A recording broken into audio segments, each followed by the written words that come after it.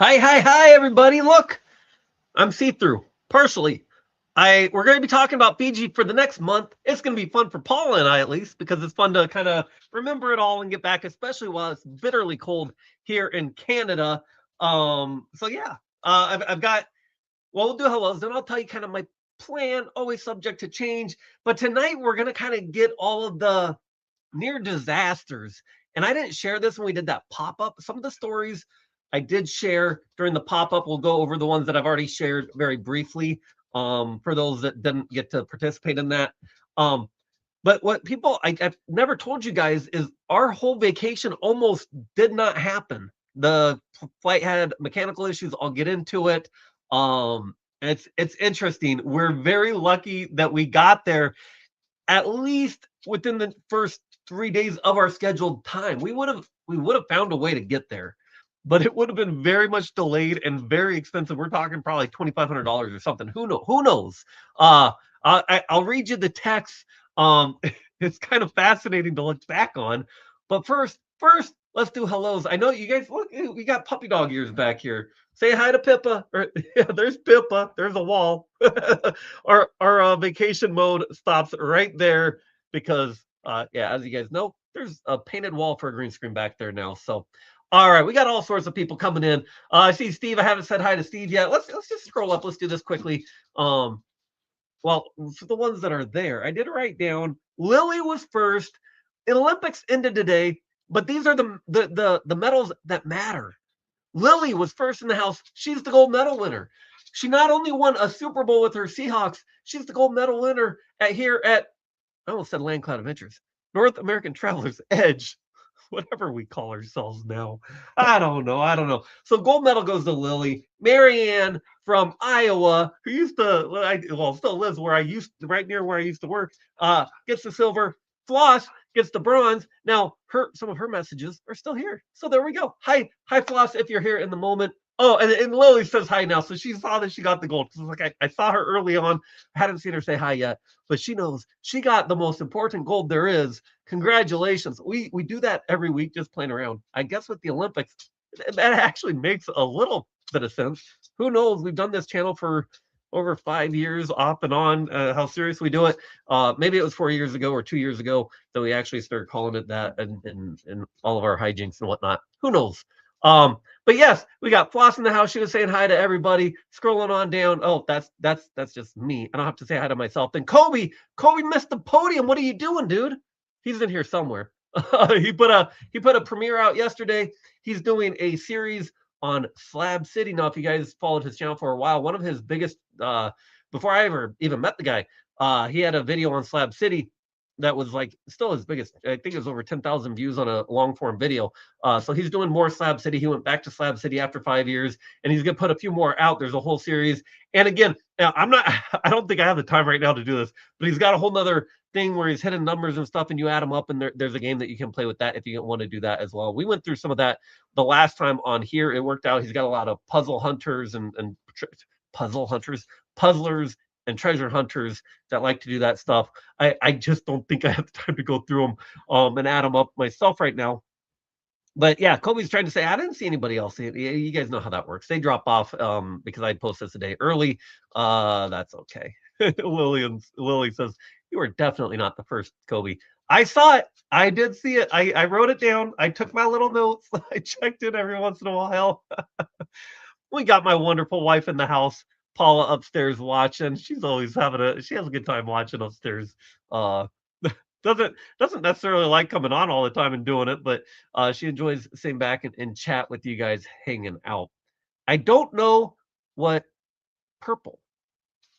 I don't know what purple. What's with the purple? We got Brandon in the house. How's it going? We got Kyle. Good to have you, buddy.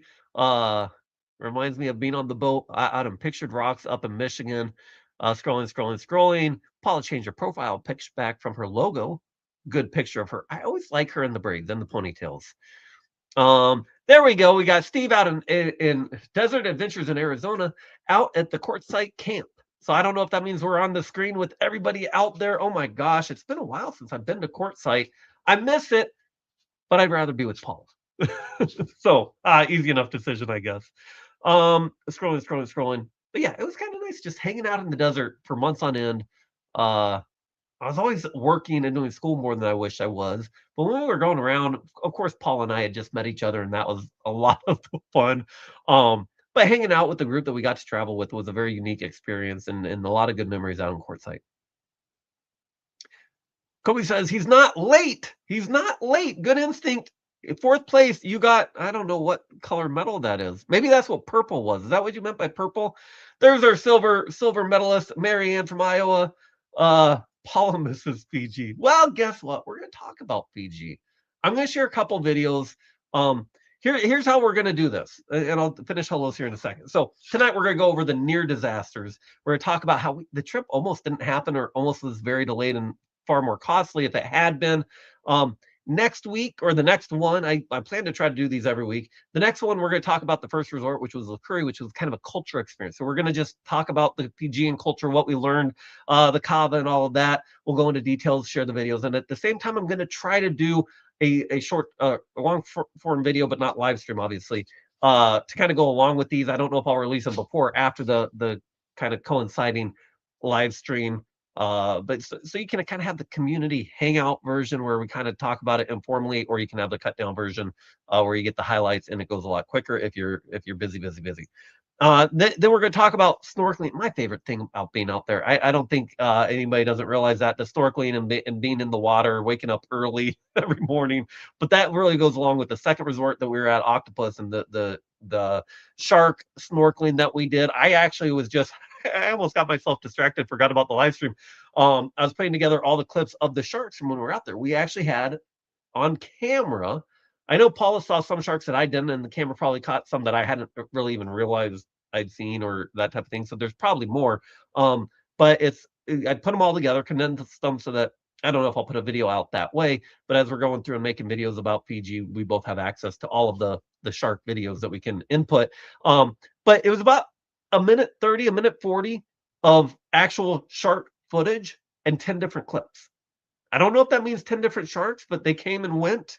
The one at the one resort was clearly different, unless it swam 3 miles over and was just a different day. Could have been. But yeah, 10 different clips. Some of them had 2 at a time. So who knows? We probably could have seen 12 sharks. Some of those were probably repeats though. So that'll be 1 week where we do this, and of course we'll talk about other things as well. So this will just be part of the program, and then the last one will be the beach house, which was our last. We'll call it a resort. It was a hotel, kind of a surfers hangout, if you will, type of deal. Plus the road trip and some of the disasters that went along with that. If we don't cover it tonight, we're going to focus on they're kind of fun stories because you guys know we survived. We survived, but we had a lot of close calls, if you will. And I forgot after the last one, we didn't even tell you how close it was to becoming a disaster, even leaving here. So we'll get into that pretty quickly here. Scrolling. Got Alan Schaefer in the house. How's it going, Alan? Always glad to have you here.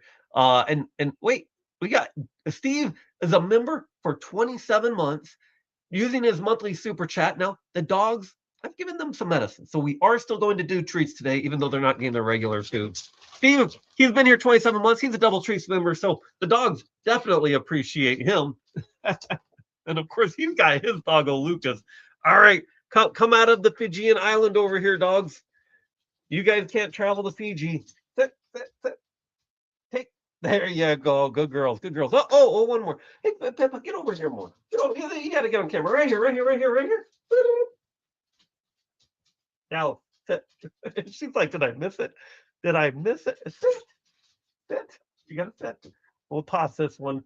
There's always an adventure. You're over here. No. Whoa. Ah! Sit. Oh, you wanted to. She knows this one's a little bit bigger. There we go. Oh, thank you so much, Steve. And we'll try to remember at the end of the show, but Ava Potterfield and Friends, Ava and Doug, and on Ava Potterfield and Friends, the channel. And then, of course, Steve with Other Adventures in Arizona. They have their live streams on Monday. Ava and Doug, well, this is really Ava with her coffee on Monday mornings. Gives you a good nice start to your week. I always like that. And then Steve goes a couple hours later, I think at 10, but it always depends on the time zone. 10 my time, Central Time, I believe. So go check them out. Get your week if you're able to do that with work and everything. Check them out tomorrow. Okay. Cody says plane issues, further proof as to why I'm retired from flying. Oh, you don't even know. We'll get there. Scrolling. Metal yellow first. Red. What is all this? I can't. There's icons being used, so I don't know. I don't see the messages, so I must be first. That's not how that works. You know that. You know that, Kobe. Kobe says the numbers on the first Slab City video are easy, but they're gonna get harder. I might just guess a number. Can I do that? Well, I'd say you never know, but now I just told you I could, but I don't know. I'll have to see. I just know how busy I'm going to be coming up with the business and everything. I just went, so we got back from Fiji. Gosh, it feels like a long time ago now. I did one pop-up live. I was going to do the normal live the next day and kind of go back over everything, but I got sick. Weird in my head, back behind this eye type of deal. And I was like, no. And then I had to leave the next morning, which would have been last Monday, back to the Midwest. I was supposed to get back Thursday, but bad weather. I basically got stuck in Bismarck, and I just called it. I was like, no, this is getting too sketchy. Then it was a good thing I would have never made it all the way back, and then I would have been stuck in somewhere that's far more rural and not really sure what to do. So I only got back on Friday. So that's been an adventure as well. So I'm slowly recovering from Fiji and then that trip, and hopefully I will have to go get the trailer probably in April sometime. I don't know, maybe do an extra week on the road for work and stuff, but I'm getting tired. I kind of want to just stay home as much as I can this year with the new business. We'll see how possible that is. Paul misses the meetups. Hey, yeah, me too. When did we go to Johnny's? That was not last year, was it? Was it that the year before? Um, yeah, and our year is kind of big with the new business. I keep saying I'd love to get to a meetup this year, but who knows with the new business and all of that driving that it would take, especially to take the trailer, just eats up a lot of time. That's one of the biggest things that I'm struggling with is every time I travel, or even every time I go to the post office or do my banking in the US, it takes 2 hours each way for me. That's 4 hours. That's half a day for me that I'm away from doing other things for the business. And there's a lot that needs to be done. So Kobe wants to pet a great white, but I don't survive it, but they don't survive in captivating. Be free, great white. Oh, captive. Now I can't even say the word. Scrolling. Yes, and my poor wife. Oh, yeah, and I think you were here for the pop-up, so you know one of the stories coming up. That was probably the hardest on her, where she was not sure if I was okay. It wasn't so hard on me other than 10 seconds of panic of, oh crap, am I going to be okay? And then I kind of figured out it would, but she had another 10 minutes of worrying. So yeah. There she is saying, I know, right? I didn't know it was going to be this bad. Oh, we got more treats. Holy cow, $5 super chat. Thank you so much, Lily. I forget that I can't play my thank yous. I've got them loaded, but you have to pay $50 a month or something. So take it from me. Thank you. And now treats. What should we do? Let's do one hand, and then we'll do a few cut up, and then just thrown in a free for all for a $5 super chat. We got to do something a little bit more special. It cracks me up every time I do this, just because, yeah, the world ends right here at this door, which you can see still needs to be finished from the flooding. What is that? 3 years ago, 4 years ago now. A lot of the basement is fixed, but yeah, there's still some of the finishing touches that still need to be done. Dallas, over here. You got to be on camera. Dallas, over here. All right, over here. All right, sit. We got. Oh, Pippa, you are not doing good at this. This was bought and paid for. You got to be on camera. Sit. Wait. This will be the nice one. Wait. Take. Whoa. Wow, you wanted that. Okay, and then we'll do a free for all. You guys ready? So break these up real small, cheat a little bit, and you guys are gonna go crazy, okay? Well, you guys know Lily loves you. Lily loves you. Ready? I better do that with both hands so they go a little different. Ready? Ready? Oh, nope, I still got him. I still got him. Oh, nope, nope, still got him. Whoop, whoop, whoop. Oh, they're everywhere. Oh, no, all you see is fluffy dog butt.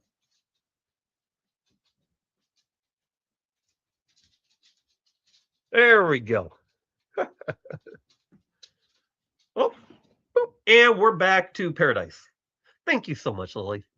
I was, I don't know if she heard this or not, but what a great year for her in sports and everything. Yeah, because I posted that survey on, or not survey, post or poll, right? On this morning was the big game, especially up here in Canada. Were you rooting for the US, the USA in the hockey game, or Canada? And if you know how that went, um, I'm going to talk about it. So if you really don't want to know, log off for a couple minutes. I think most people know by now because the Olympics are over. But yes, I was, you know, I took it hard. I wanted the win for Canada. Canada can use it. And hockey means more to Canadians, right? And if it was any other team that they were playing against, they're been kind of beat up by the US lately. And they just went through the Tumbler Ridge tragedy. And I just felt like, you know what? Canada can use that victory. And so it was a good game. There were opportunities that Canada blew, but there were, and I hate to be this guy. But there were, and I'm not a huge hockey person. I vaguely know the rules. But they had too many men on the ice and they didn't call it. And it was so obvious, even to somebody that doesn't regularly watch it. I don't know how they didn't call it. That's the frustrating part to me. But there's some other shots that they should have made as well. I just really wanted Canada to have that win. Oh, one other thing. This is kind of top secret, guys.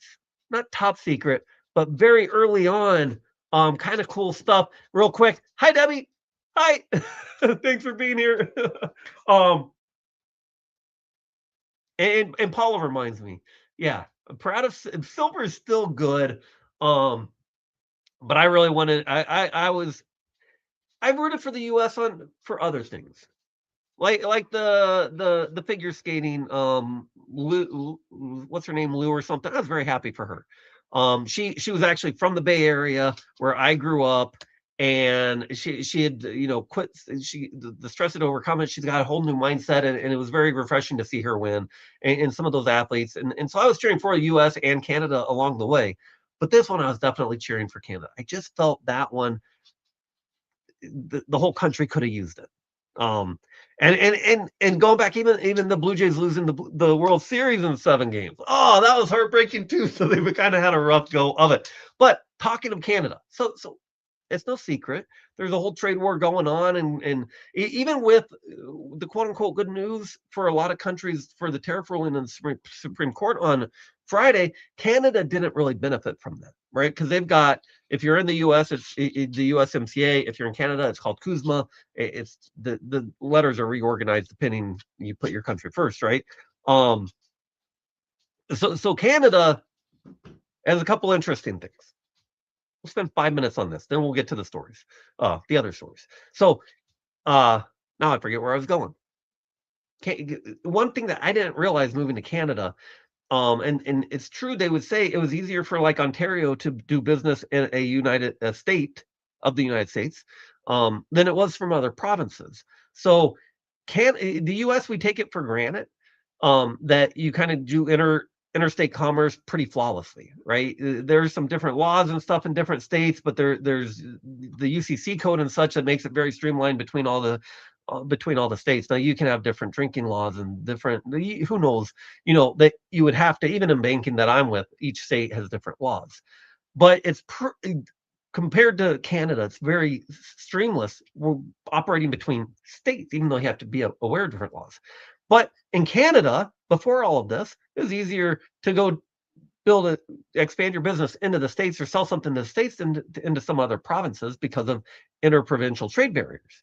Well, so when all of this happened, that's why when Mark Carney, the head honcho of Canada, now for the last year or so, or a little less, when he said that Canada can do more for itself than the US can take away. He was absolutely right. So they've been developing that stuff. And in Canada, believe it or not, you guys probably don't hear this, but there's still very much you probably hear about the travel boycotts, right? And that's not really so much the government of Canada doing it, other than people saying we don't want to go because of how we feel like we're being treated. Not even so much about the tariffs, but somebody calling them the 51st state over and over and over. And then to add on the tariffs and the economic impact that that has, kind of seems to kind of force them to become a 51st state, which never going to happen. But let's do this. So one thing that is being developed in Canada that probably wouldn't have been before, they started to realize, how dependent they are with social media, even YouTube, Facebook, Twitter, all it's not Twitter anymore, but all of them. Are based out of the US. A lot of the data and the videos and all of that are housed in the US and that type of thing. So they got together, and there is a new one that have actually got invited to the beta test. I think I was one of the first 50 people or so in this based on who was going in, and I actually got the invite while we were in Fiji. So it's kind of fun to. It's very Canadian focused. So I'm in Canada. I'm in Canada, even though I'm also a U.S. citizen. But I am in there, and I just it says I'm Canadian. So, anyways, there's this whole Gander app, and it's only on the phone right now. They've over the last year after the whole tariff thing, they started doing fundraising, and they've started. It is in development. It's a product, but it's not a finished product. It still has a ways to go. But it's going to take away, I believe, a lot of business from social media in the US because of some of these things. And I think you're going to have other impacts like this. This is just my one example that I've seen on the ground in Canada. And I'm just thrilled that I get to kind of be on the inside, and I'm not going to go through and give you the inside scoop completely, but as you can see, you've got a little homepage, and it's got there's some different things. It's going to be a lot more positive and whatnot. It's going to be Canada based, even though they say long term, it's going to invite other Americans and whatnot can eventually join. I don't think for a while. Um, but there's a lot of but one thing I don't even know if I've shown Paula this. So if you get mad at it, so we're in beta testing, we give feedback and everything, and we work out the kinks so that they get a good final product before they go to a public launch. I think they've opened up. I was in the very first beta, and I keep playing along, and I get to see all the updates and go, and they're coming a ways. They've still got a ways to go. But like at first, you couldn't even delete a post, right? You post something, you're like, oh, that's not what I said. You couldn't get rid of it. Right, so that's kind of one of the first things. Like, you guys got to get that worked in, and so they're building it up. They're putting in interoperability with other social media, particularly I think it's Blue Sky, just for testing purposes, really. And anyways, one thing that's kind of cute. Where was the first post? It might still say it. Yeah, so welcome to Gander Beta. To report bugs, get help, blah blah blah. You can put the question mark at the top, and at some point. Oh, they've changed the message now. But they say, or just shake your phone. And I thought they were kidding. But watch this. Okay, so that's their little message. Watch this. If I get mad at, I'm like, oh, it's not working. Ah, look at that. Get help. How I just find that fun. So I wanted to share that. So yeah, I'm in the beta. I think there's about 500 people in the beta now, just judging from, you can see how many hearts there are, and people will post and try to add everybody and tell them what they're up to.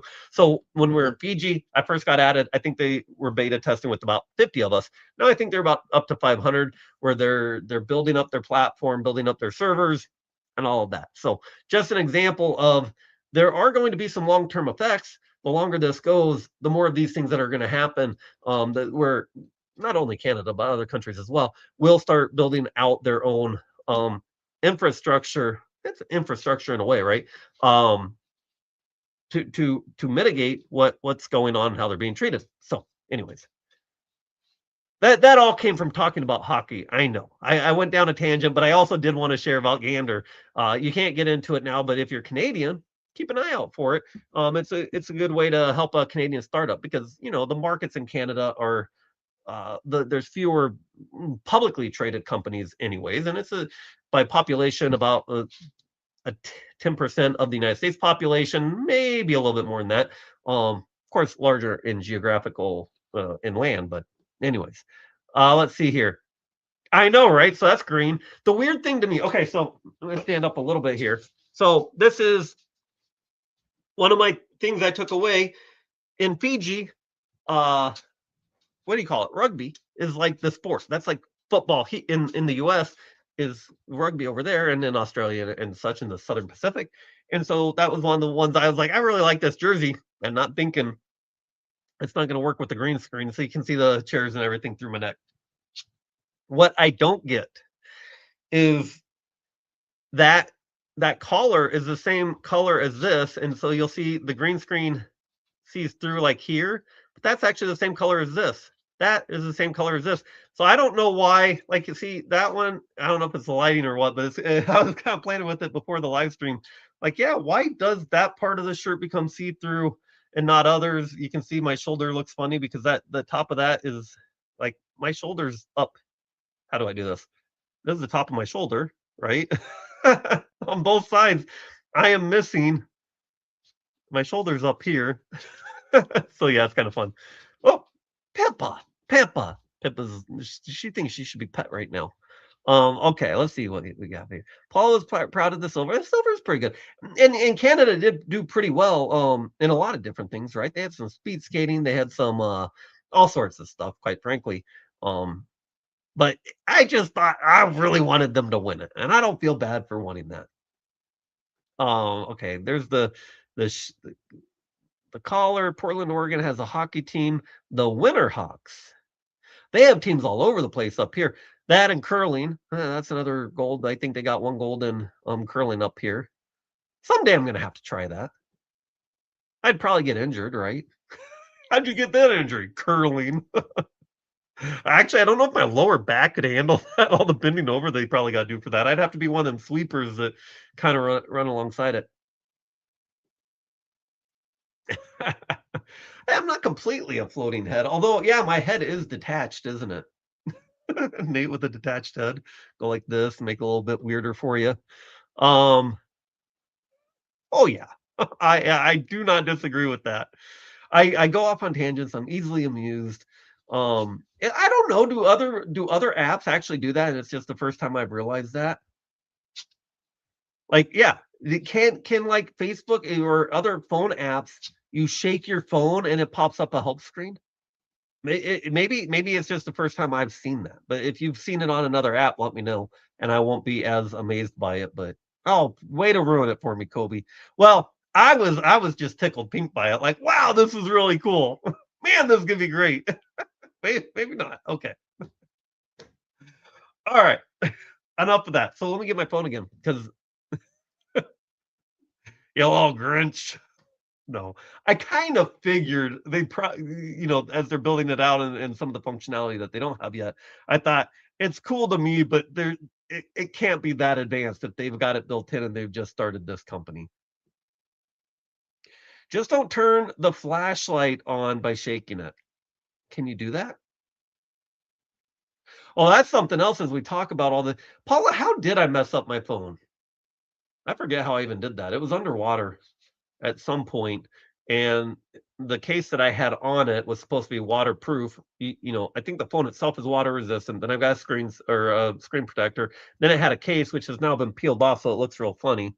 Um, but yeah, so that's one other thing. We'll talk about some of the things that went wrong, but didn't really ruin the trip by any means.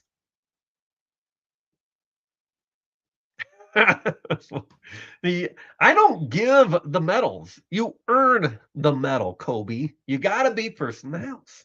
You got to have your alerts on. I know Lily has her alerts on because she's first a lot. And I put the things up pretty great. I do it fairly consistently the day before, somewhere between noon and 8 on Saturday. If I'm gonna go live Sunday, I try to, but I don't always do it. But I do it inconsistently enough that I know Lily has those alerts on. I'm well aware. Paula says, talk about PG. I think. I don't know. Is that what you're saying? Yeah, that too. I don't set alerts for my phone. If I'm on, if I'm on my computer and I've got YouTube up, I will get the little bell, whatever alerts for different things. Um, But I do not put them off on my phone. I never have because especially as I was traveling and getting things started, it would have been going off all the time. But hey, if people want to have them on, I'm not gonna tell them not to. Okay, so this whole trip that we already know, I survived. I didn't get washed out to sea. I didn't get bit. Did I? No. Um, so we know the trip was amazing. But what I forgot to tell you guys is it almost did not happen. Now I'm going to take you back to when was it? January 18th, I think. Is that the day we left? So the 17th, whatever it was. I think we were leaving on Sunday, whatever date that is. The date doesn't matter. Um, the night before, uh, talk about bad memories for me, not for Lily, is when the 49ers were playing the Seahawks in what the quarterfinals, if you will, the divisional rounds of the NFL playoffs.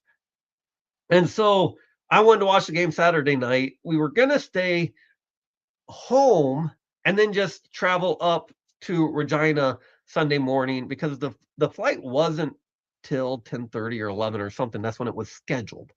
And so I figured we had time and we'd watch the game and we were watching the weather. That's the problem. The weather up here can really mess things up and it can change. And it's like, okay, 2 days before, it's like, no, no, no, the weather's fine. We'll get there. And even if it's a little squirrely, I can drive through it.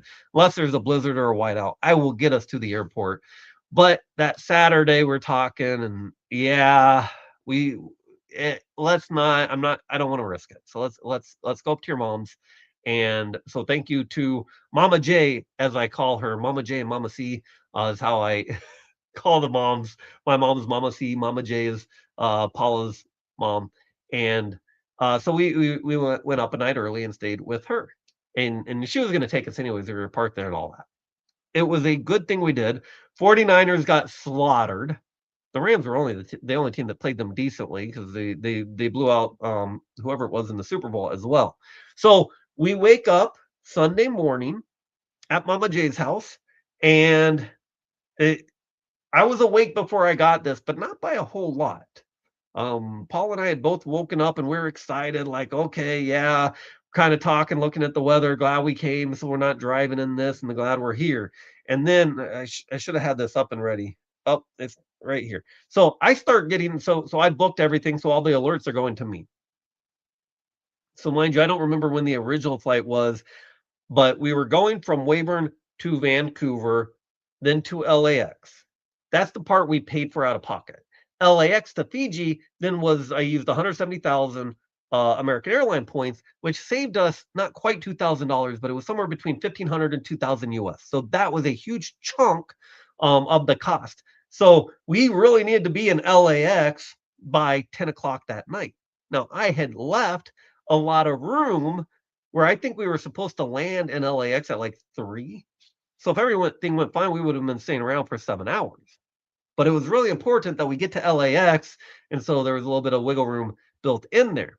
Where there wasn't a lot of wiggle room was from Regina to Vancouver, and then it was like, I want to say an hour and a half or 2 hour layover that I scheduled the way it was, knowing that there was another flight after our scheduled one from Vancouver to LAX, thinking, okay, if something goes wrong, a lot of times they can get you on that flight or whatnot.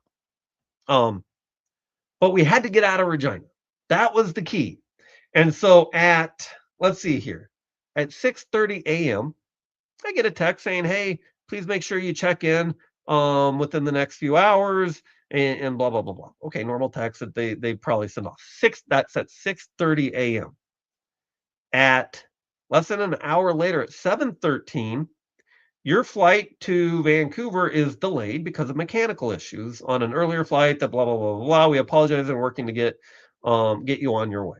So, like I said, there already wasn't a huge layover in Vancouver. And I don't remember how much that delayed it. I don't know if it was half an hour or whatever, but it was already making me very nervous when I got that at 7:13 a.m. To the point that I was like, okay, I tried to start making calls because I was like, maybe they can. What I was trying to do is be like, that's not going to give us enough time for the layover, especially if sometimes Vancouver does the U.S. customs on the Canada side. So I was like, if that's the case on this one, and if they do it in LAX, I probably still would have been fine. When I got the message, I started trying to get a phone number to call to try to get to that other flight, but I couldn't find a phone number, and I remember Paula was coming downstairs like, "Mom just told me that things got delayed or something, and what's going on?" I was like, "Yeah, just I'm trying to figure it out." And I said, "Look, I just wanna go to the airport. We've got time for me just to drive there. I just need your mom to move her car, get out of the way, and then I will go talk to them in person." So I went. Her mom quickly moved her car within 5 minutes, and I got out, and I went to the airport. Now here's the interesting part. At where was it? I get to the airport and I'm talking to a person explaining, okay, here's why this is a big deal. This isn't just a part of the itinerary that you know, but after that part of the itinerary, then there's a flight that we absolutely need to be on. Now, I know it's not their job necessarily, sometimes you're just screwed, right? And I was like, but I really want to avoid that. I really want to be in LAX by 10. It doesn't have to be 3 p.m., but we got to find a way. There's got to be a way, even if I have to drive us to Winnipeg, which would be a 5-hour drive, whatever, and then fly me out. Somehow we got to get me to LA and my wife to LA by 10. We got to be on that flight. And so I'm talking to him, and at 7:49, he's like, "Well," eventually he's like, United has a flight to Denver that will be really pushing it, and then it's going to be pushing it here, and it's going to be pushing it in Denver, but it would definitely get you to LAX if it all went through." I said, "Okay, I will text my wife right now to say get ready, because he said you got to have everything here by I think 9 a.m." Which we made it by plenty of that time. We had an hour to spare, I think, at that point. But when he was talking to me, he's like, "You guys would have to be here, absolutely have to be here by 9 a.m."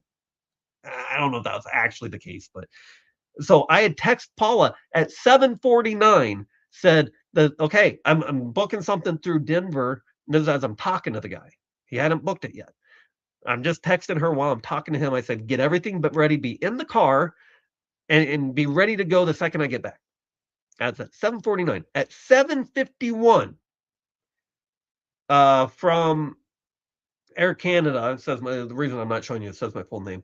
We're very sorry, but your booking on blah blah blah to Vancouver was canceled. There are business or operational changes to the planned flight schedule. We've searched flight options for up to 3 days after your canceled flight, including on other airlines, but we have been unable to rebook you on a suitable itinerary. So they had 7:49. As I'm booking it with this guy in person, they're literally sending me a text that says you're out of luck. Yes, I'm leaving off a word there. So thank goodness, two things, that we chose to stay at Mama J's, and I was able to go talk to them in person. The second part is thank goodness I just went and talked to them in person, because by the time I would have got them on the phone, they were basically saying we're out of other options. So this guy's over here is booking us through Denver, while the other people behind the scenes in the operation centers are saying we're out of options for 3 days. Not just that day, like we can't get you to LA, but you have no options for 3 days. So,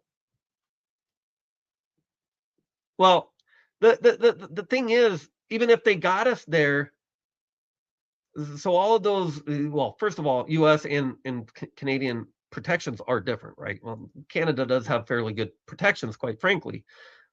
But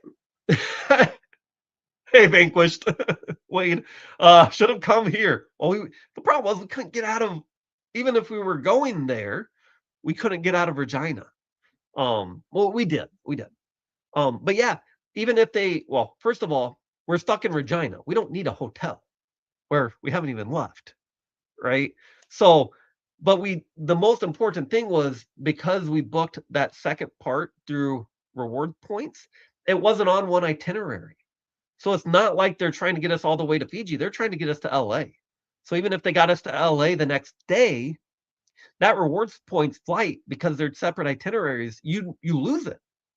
So that would have been another $2,000 and whatever days missed, plus the bookings that we had at Fiji lost, right? So it wasn't just we didn't get there, couldn't get there. It would now you've got a whole bunch of money out of pocket, and we had spent 170,000 points that I've been saving up for 5 years basically. So that's why I said I don't even want to talk on the phone. I just want to go to the airport. I know there will be somebody. I don't care if I have to wait in line, and there wasn't. And so thank goodness we got to Denver. Now, Denver, because of how they lined this up. The Denver flight, they got us to Denver. That was very nice. Actually, I'm not a big fan of United because a lot of stuff goes through O'Hare in Chicago, and that can be a mess, especially during the winter. Well, we were going through Denver, and Denver had nice weather, blah, blah, blah. Okay, so that's great. Don't even talk. I hate I hate all insurance, quite frankly, but um I don't buy travel insurance. I don't believe in it. I think it's a waste. If you're yeah. Anyways, that's a whole live stream. I could go down that rabbit hole. So I'm gonna avoid that pivot there. But yes, even all the bookings on Fiji, they were always like, yeah, we highly recommend you get travel insurance because your transfers can get messed up by a storm, right? If a lot of the resorts are on islands, they're all like, you better have travel insurance. I didn't buy any. I don't buy travel insurance. Um, but anyways, we got out of Regina. We got to the airport. Paula and her mom were in the car. I actually thought they'd still be in the house with the luggage. No, they were in the car ready to go. They took my message very seriously. Thank goodness. Um, we didn't quite need all that time. Once we got to the airport, we were one of the first ones there, but because we were transferring over from another airline, they wanted us there in case. Uh, then we had to pay for the baggage, which we wouldn't have to with the other, which I can apparently, if I can find the receipt, I can try to get reimbursed now. So that's one of the protections that Kobe was talking about that I can file for, but I just haven't had the time yet. But then Denver, because the only way I could get the points to be used for American Airlines was to go through LAX, or it could have gone through Dallas, but you can't. I couldn't get to go through Vancouver because it's partner airline, and so we had to go through LAX, which means we have to go through customs multiple times rather than going Canada to Fiji and just doing Fijian customs. We got to do American customs, and those are long lines. And there's always the two lines. If you're a U.S. passport holder, go this way. If you're not, go this way. Well, I've always got to go. I'm not going to leave Paula, so I got to go this way. Paula's got to go this way, and it's a long line. And so we're sitting there like we're in Denver, like our flight is already boarding and we are not through customs. This is not looking good. And we ran to customs as fast as we could. We just and at that point you just sit there and you're just waiting, and they are long lines. And I know it took over an hour, maybe not an hour and a half, but when they only leave an hour and a half for a layover is typically what they book. I always like at least 2 hours, especially if you have customs. Um, so when we get to the lady, the TSA lady, she's like, we're like, yeah, we're not trying to push you. You got to do your job, but we're also our flight has already been boarding, and it might. We don't know. It's very close to taking off. She looked at us and said, if I were you guys, I would grab your baggage and I would just go to a ticket counter and start rebooking because it's too close. Hi, Him Brown. We're talking about we went recently to Fiji, so we're talking today about kind of some of the near disasters we almost didn't get to go because of airlines, and then we ran into a snake and some snorkeling in a storm. All sorts of stories that we're sharing today. We typically talk about North American travel, so for American and Canadian travelers out there, those are kind of the topics we cover. For the next month, we're going to be talking a lot about this trip to Fiji, and just whatever tangents people get me off on. Okay. But hello, glad to have you here. Feel free, everybody's very cool in here. Chat away. A lot of times I'm talking and people are chatting. In fact, it's a good time. I'm going to scroll up. Let's just. I know I saw Lily's comment about shaking my phone and turning on the light. All right. Anything I'm missing here?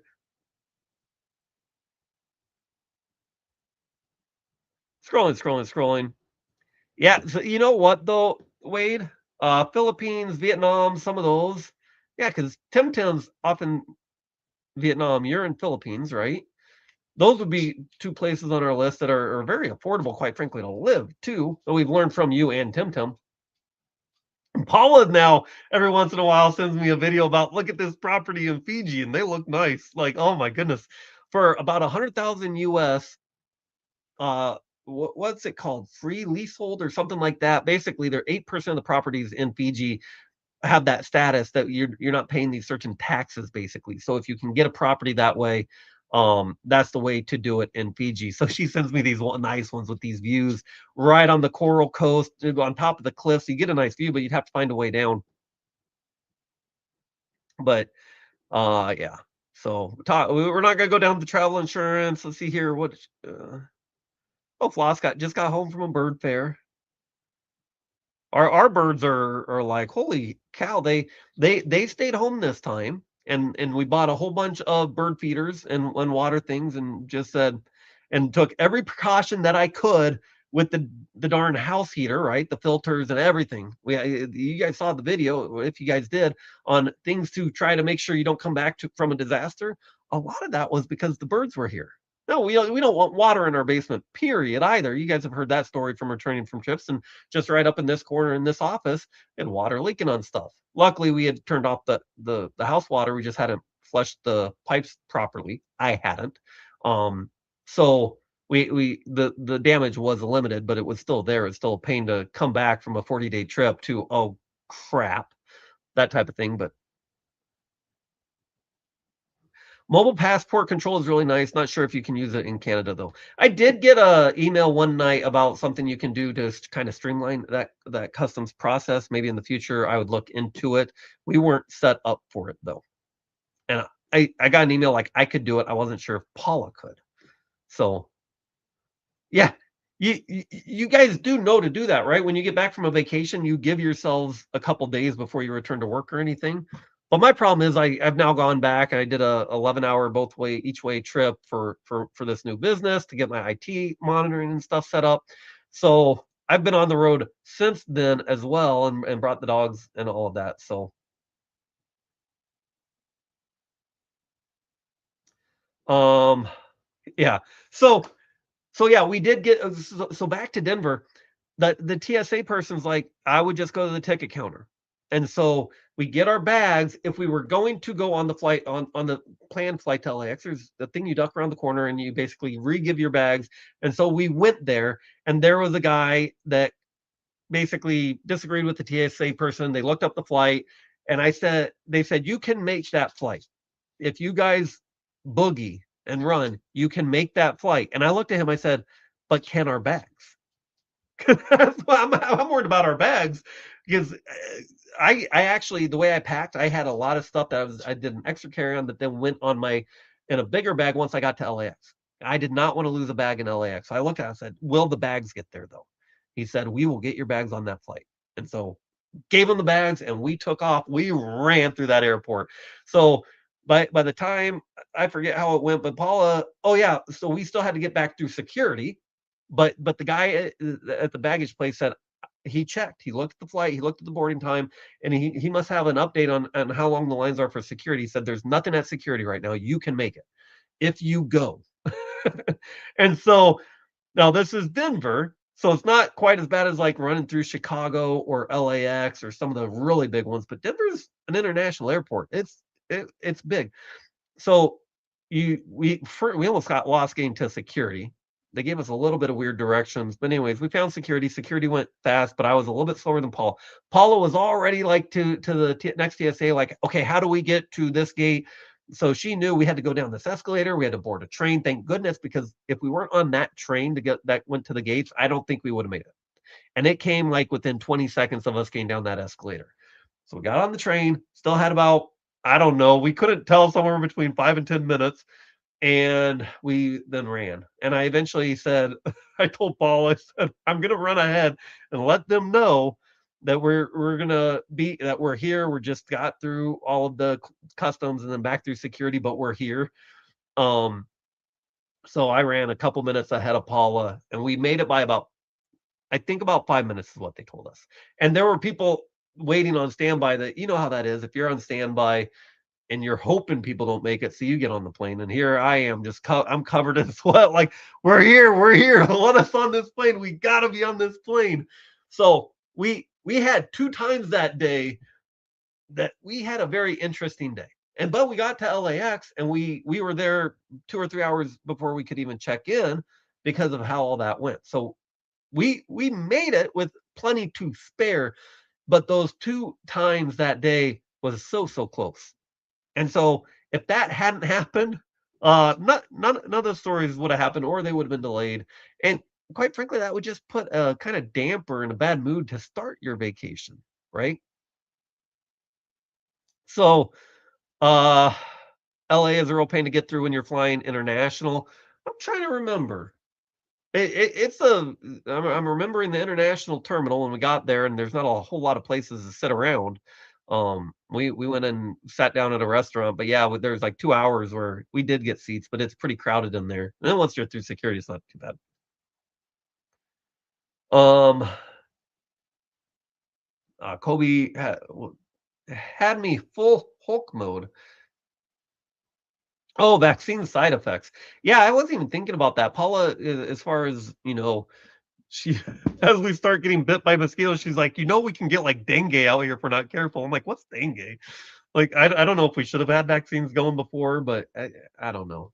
We did get bit a fair amount by mosquitoes and whatnot, but we we survived. Ah, Will's watching. Hi, Will. How's it going? I miss that guy. How's he doing? Debbie, you're right. You're right. As I'm joking earlier about if I took up curling, I'd injure myself. Yeah, but here's the thing, Debbie. I was Now I am not in great shape right now, but I especially before the trip, I was tanning a little bit. I didn't tan as much as I wanted to, so I wouldn't get burnt.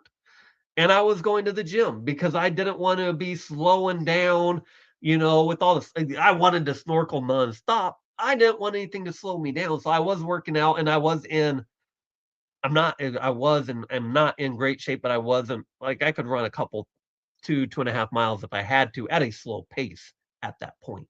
It was funny though, because I think is it tomorrow that is 4 months for you, Paula? But you guys know Paula quit smoking last year, about 4 months ago now. I think it was the 23rd. Um, but she's at the airport and we're especially as I ran ahead and she finally, a minute or two later, she gets to the gate like, okay, okay, okay. And when it's the worst feeling that you're out of breath, sweating, you've made your flight, but it's a full flight. And now you're cramped on a plane, sweating, breathing heavy. I was having a small asthma attack at that point. I'm taking my inhaler and oh yeah. Paul is just sitting there like, I am so glad I quit smoking. She said that a couple times during the trip. Like the airport running was one that definitely sticks out where she was like, I could not have done that if I was still smoking. She was like, that would have been asking too much. And some of the adventures, like when we hiked over that mountain or whatever, she was like, this is crazy, but I'm very glad I'm not smoking, right? And just let alone like a day and a half of traveling if you're needing to find a place to get out and smoke. Well, those first two legs of that trip you would not have. It would have been too close. So that would have been a very long stretch. Um, and then you're adding not having that cigarette. So congrats. Is it for did she answer? I don't know. It's somewhere around 4 months, and she's been doing really good with it. But there was multiple times that she was like, "Thank goodness I'm not doing it," because she got to see some of the benefits of as much as it sucks to quit, and you think about it all the time, that type of stuff. But there are especially health effects.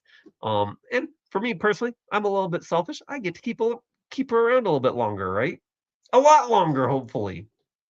So oh, Colby. I'm not even gonna pull that one up. I never did even go to that place. Um, let's see here. He's doing good. Just got back to working a lot of overtime. Well, I'm glad. I'm glad to hear that. Um, well, let's see. One more here. My mom has been trying so hard, but she always ends up going back to it. I wish I could help her quit. You know what? It's one of those things that they have to want to. So yes, we can want them to, but it is hard. Um, I don't know. I've told you guys back in the day I did smoke. I don't know if I was ever truly addicted, but I smoked for a couple 2 or 3 years, mostly, when I was bartending my last year of college and I was in South Dakota and they could still smoke at that time in a bar. And so I had people smoking. And you know what? I'm thinking I'm getting the worst part of it, the secondhand smoke anyways. I may as well have a cigarette with you. Now that's terrible logic. But anyways, the way I quit wasn't really I started running and I ran a first half marathon. It's like if I'm gonna do a marathon and keep training, it's just crazy to be smoking, go to the gym and run all these miles and then go back and smoke again. That it just the logic wasn't there. So it's like I want to do this, so I want to do that more than I want to do this. And so to me, one, I don't know, I didn't smoke my whole life. It was couple years. And I don't know. I probably was addicted to some level, but um let's see here. When I was living with her, she'd have me run to the store down the street to get her smokes for her. One day I said no since I knew she wanted to quit. You never tell your mom no. Okay. So that was the story I had to share. I was like, man, I shared about the snake, and we'll share that again real quick. Just because I know the other that we shared some of that stuff was a pop up. And then we'll talk about the snorkeling in the storm and the road trip windshield.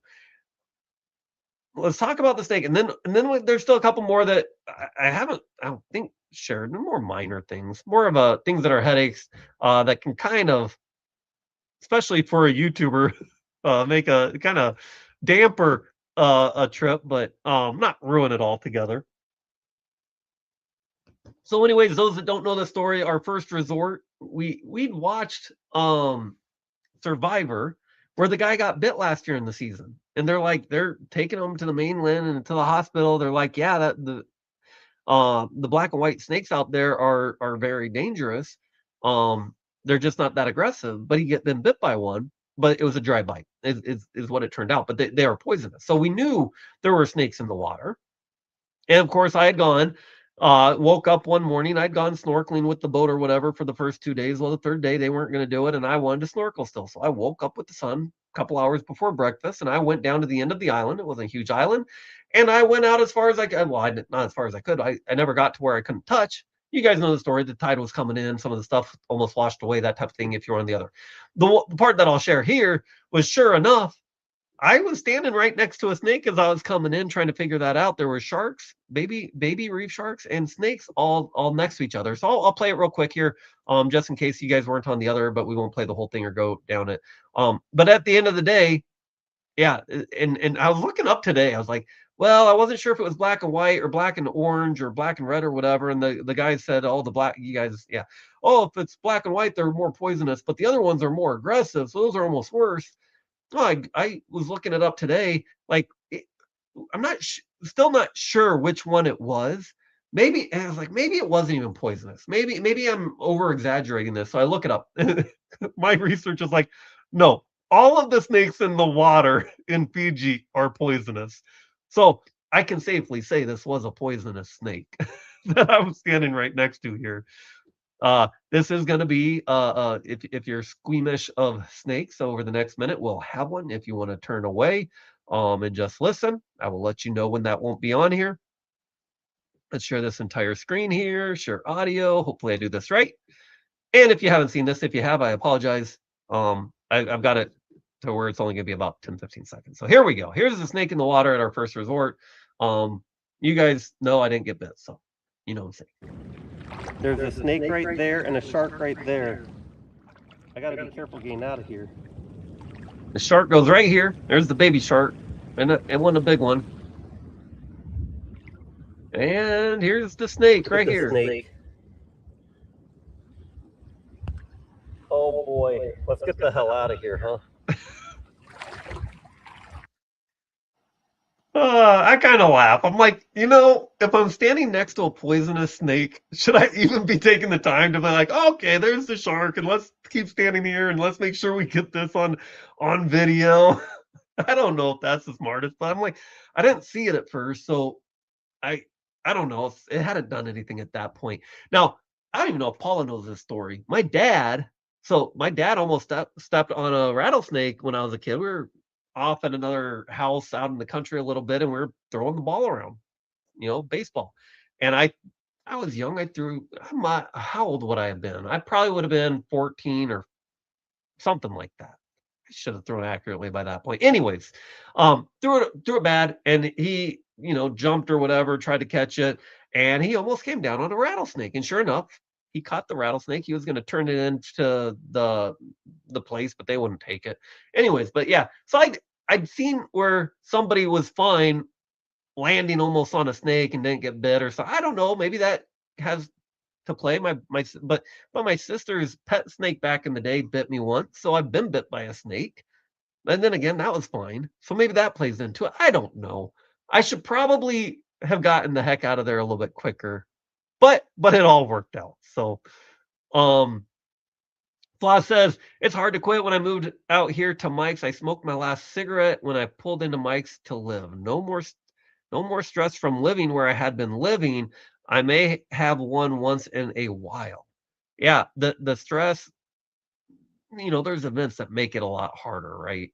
Um, Especially when you're quit, and that's why people do good for a while, and then something will happen, and then, not just cigarettes, but anything that people might be addicted to. And I do remember talking when I met Floss, some of the living situations and such. So I do know and remember about some of that a bit. And yeah, it was stressful. And half the time she has such a good positive everything going on, she's always sending, not always, like I know I got an email just the other day from you, right, Floss? Oh, this going on, or this surgery needs to be done, and she's always got such a good outlook, right? Like, oh, I gotta go through this, or and I can remember when we're in, was it M20, we met at M22, but I remember M23, I think you were having more health issues, and I remember you talking about the living situation and basically having a little bit of a path to your room and needing to find it somewhere different and all sorts of stuff going on. But yeah. Oh, let's look here. Debbie says, Nate, I'm surprised how green that water looked. Was it clear in other areas? Okay, so we'll talk about more about that resort on the next slide. But basically, that resort is on a small island, just a little bit off from where a river comes out. So the water there was not as clear. Now, they had a boat that would take us out a little ways to the outer reef or the protective barrier reef for that area, and the water was a little bit clear. The first day you still couldn't see much. The second day you could see some fish, but it wasn't the spectacular water as you get out. And you're still basically on the mainland. This is not like an outer island. You're basically, I think by the time the boat got out of the river, it was 10 minutes and it was to the island and around the island. So you've got more crud in that water than either of the other resorts. I can show you, well, let's show you something real quickly. We can go off script. I hope that's okay with you guys. Let's pull up a one that might have a little clearer water. I was just looking at some of these today. Like I said, I was getting all the shark videos together. Um, let's see. I just want to pull up a one that, again, even these videos, even where this water should be spectacular, and I'm going to add it to the stage here. Um, it still is. It's still not the same. The colors aren't the same as when you're there. Like, it's crystal clear. Like, now this is, I'm actually, this was high tide, so I'm actually able to swim just above the reef because it was high tide and it was safe. It was my one chance to do it. And at this point, I've got the camera just in my swim trunks and I'm just swimming along. I'm not actually, it's not in my hands. I'm not controlling it because I was trying to dive down at points. So you're basically just seeing an overview as I swim along. But look right here. Look right there. Oh, I think it's going to go back over this cavern. That's probably 20 feet down that you can see there. The coral there is probably not very deep. But there, on the outer edge of the coral, now this is on an outer island, though. This is in the Yasawa, as they call it. So this is away from the mainland, away from rivers and all of that. So you definitely do uh, get clear water, right? Because yeah, like I said, you can see 30 feet down and you can see the sand on the bottom. But yes, that first resort, when I talk about it, and we talk about it, we're going to focus on the cultural part of it because it wasn't. You could snorkel there, and I'm glad we did it first because I got to practice snorkeling for the good place that is great to snorkel. But yeah, it wasn't crystal clear water at that particular resort, and a lot of the days it wasn't very clear. Some days were better than others, but um, good question. Let me just double check.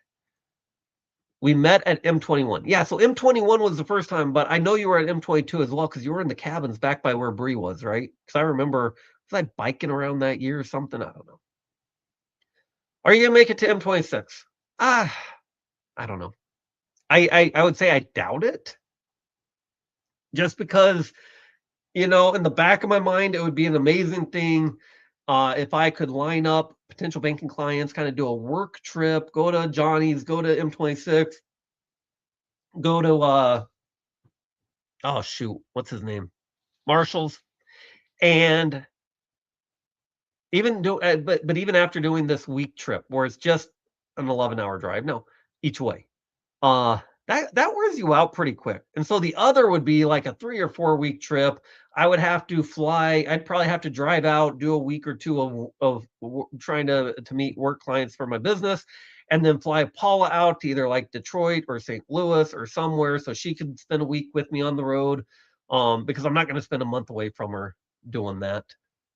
And she wants to be at the meetups too, right? One of the things she said at the beginning of the live. But do I think I will? Probably not if I'm being realistic. Do I want to? I'd love to. I just think it just takes a lot of, as much as I love traveling, it takes a lot of time that I need to be doing other things for the business. Now, if I have a way that I have a lot of people out in that direction, um, that want to meet with me in person because they don't know me and they're very strong potential clients, sure, it might happen. If I can make it happen, I'd love to.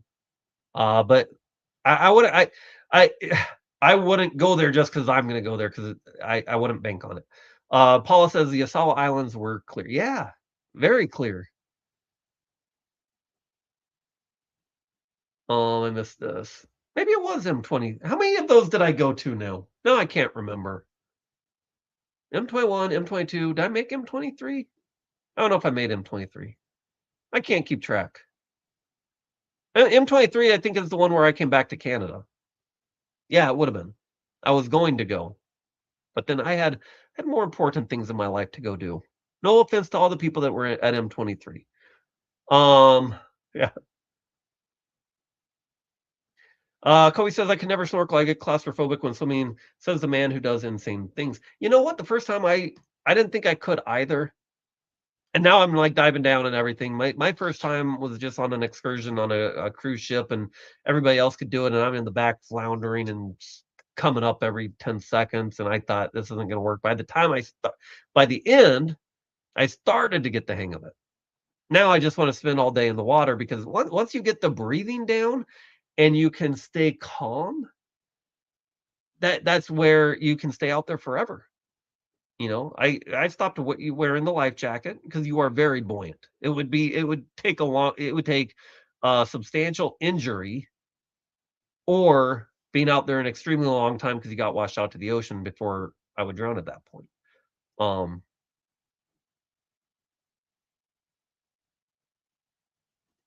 yeah, it was M22 that I think you were struggling with some stuff.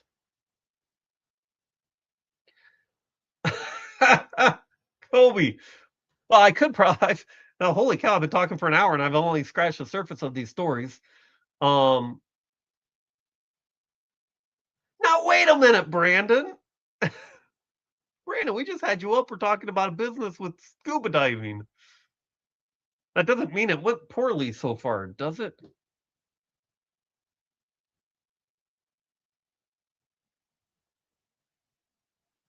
Uh, yeah, in the water. I mean, I was going through the shark videos today, and it's kind of funny how some of the videos you could tell like this shark would have had to swim under me because all of a sudden it's like, oh, there's a shark. It just swam under me, and then one came right up to the side of me. Yeah,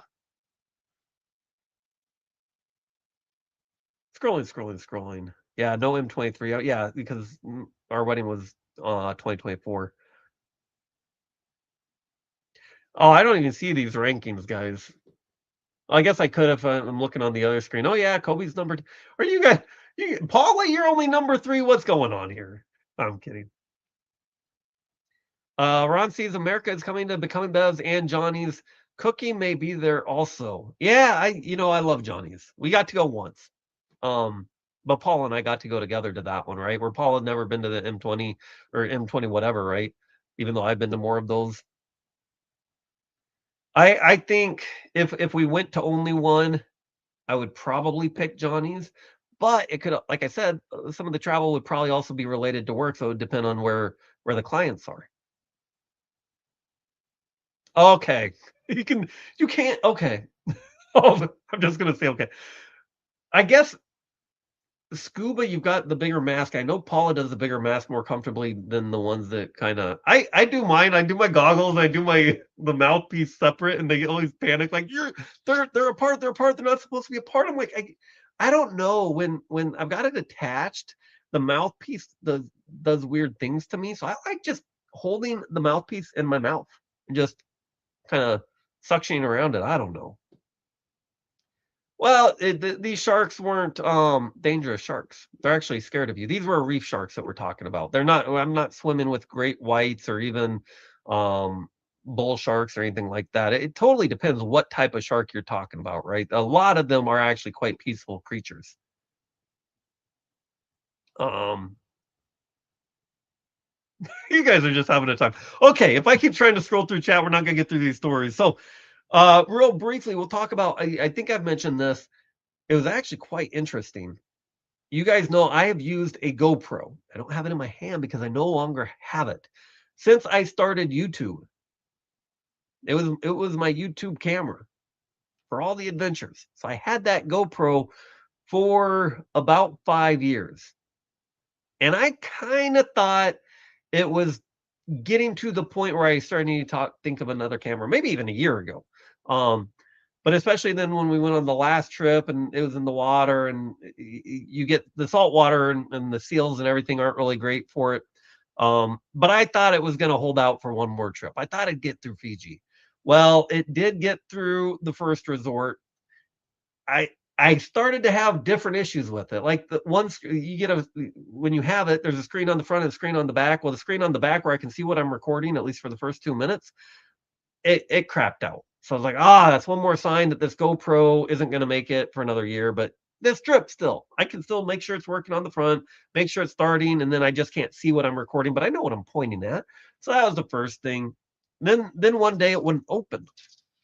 That's when we got to the nice resort, and I couldn't get it open. Well, I eventually put it underwater because I read something about the salt water can actually mess up the seal. Again, I already knew that from other stuff, so it stayed underwater for a while. Well, what was actually happening was the battery was expanding, and it was so I got it open.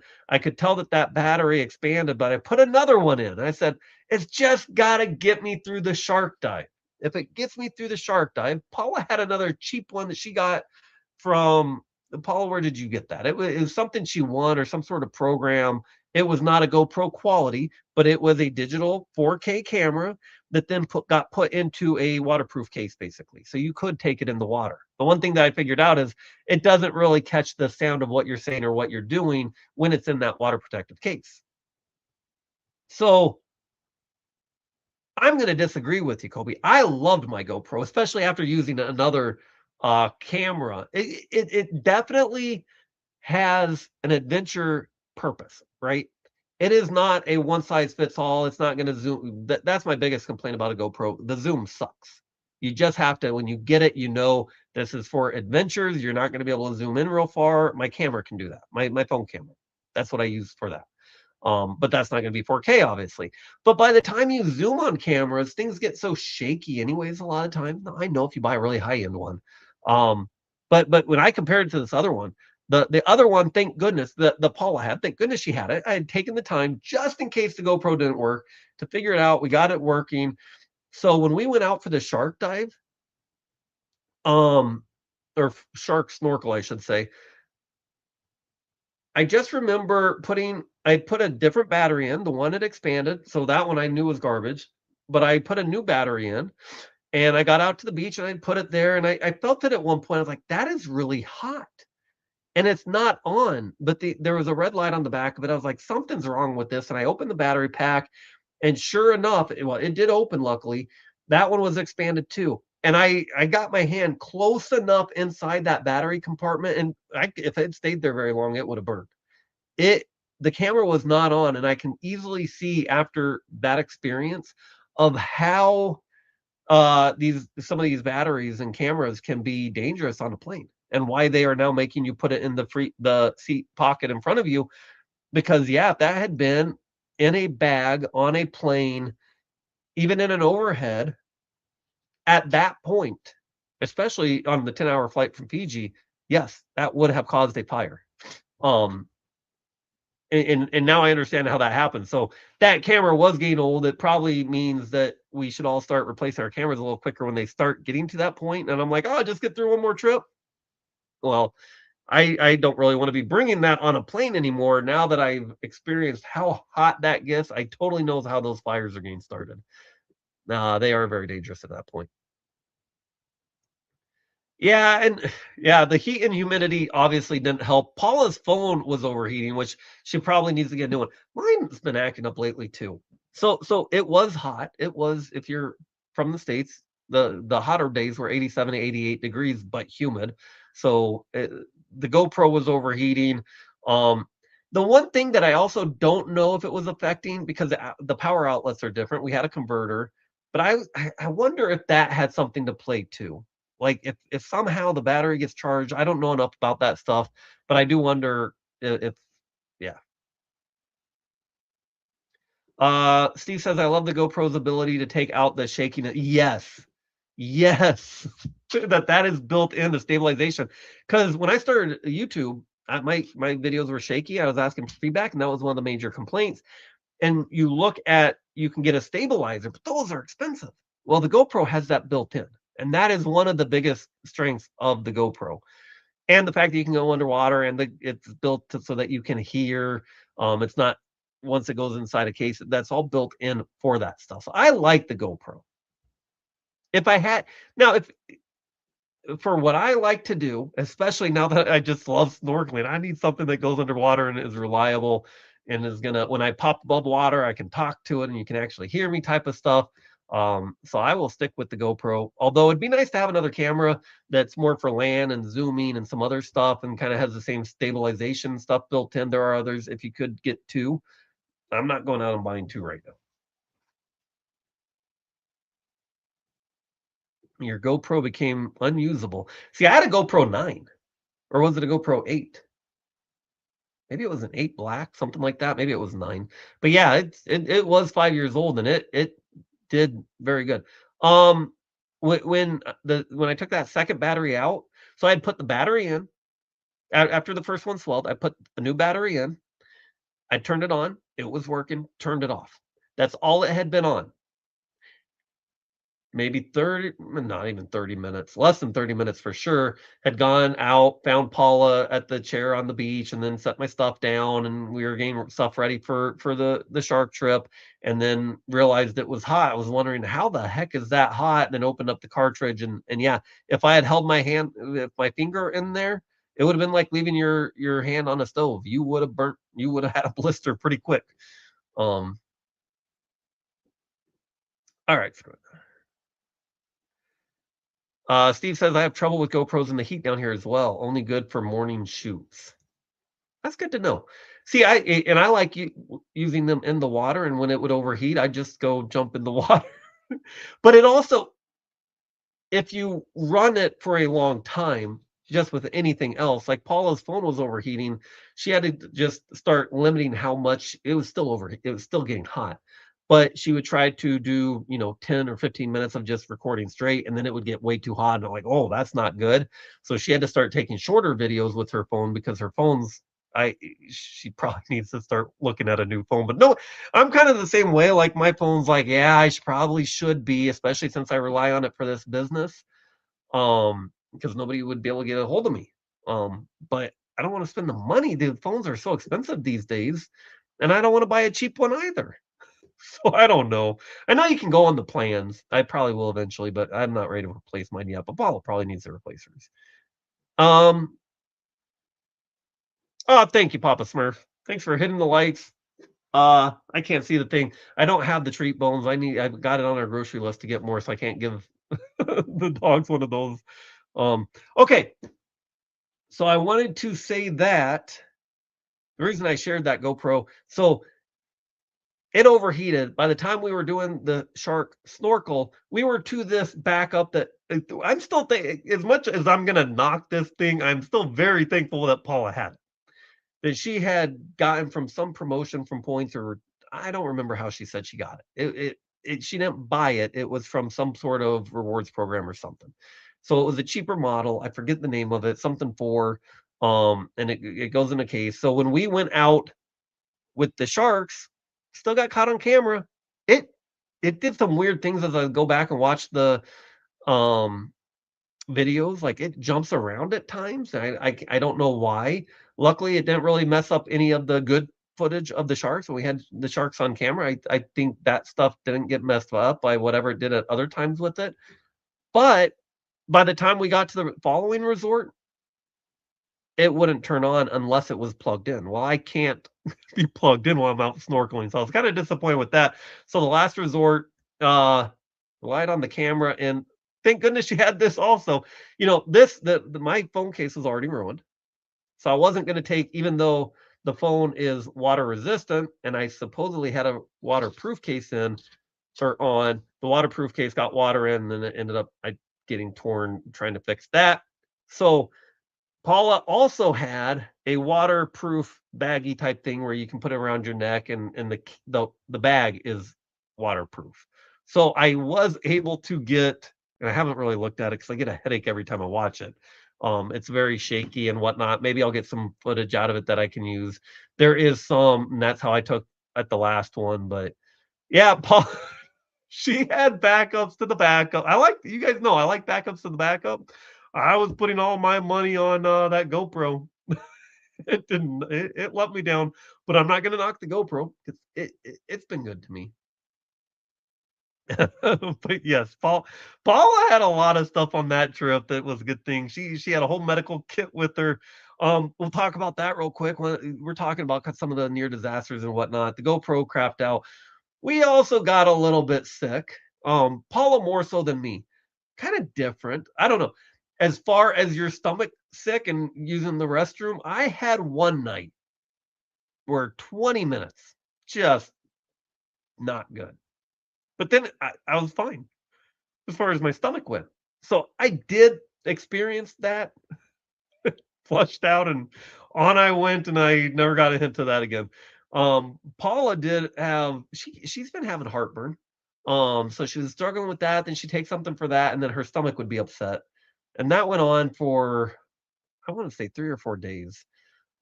Never stopped us, but but she had a medical kit where she had enough different things for those 2 things to keep her plugging away. Read your comment. I thought I already did.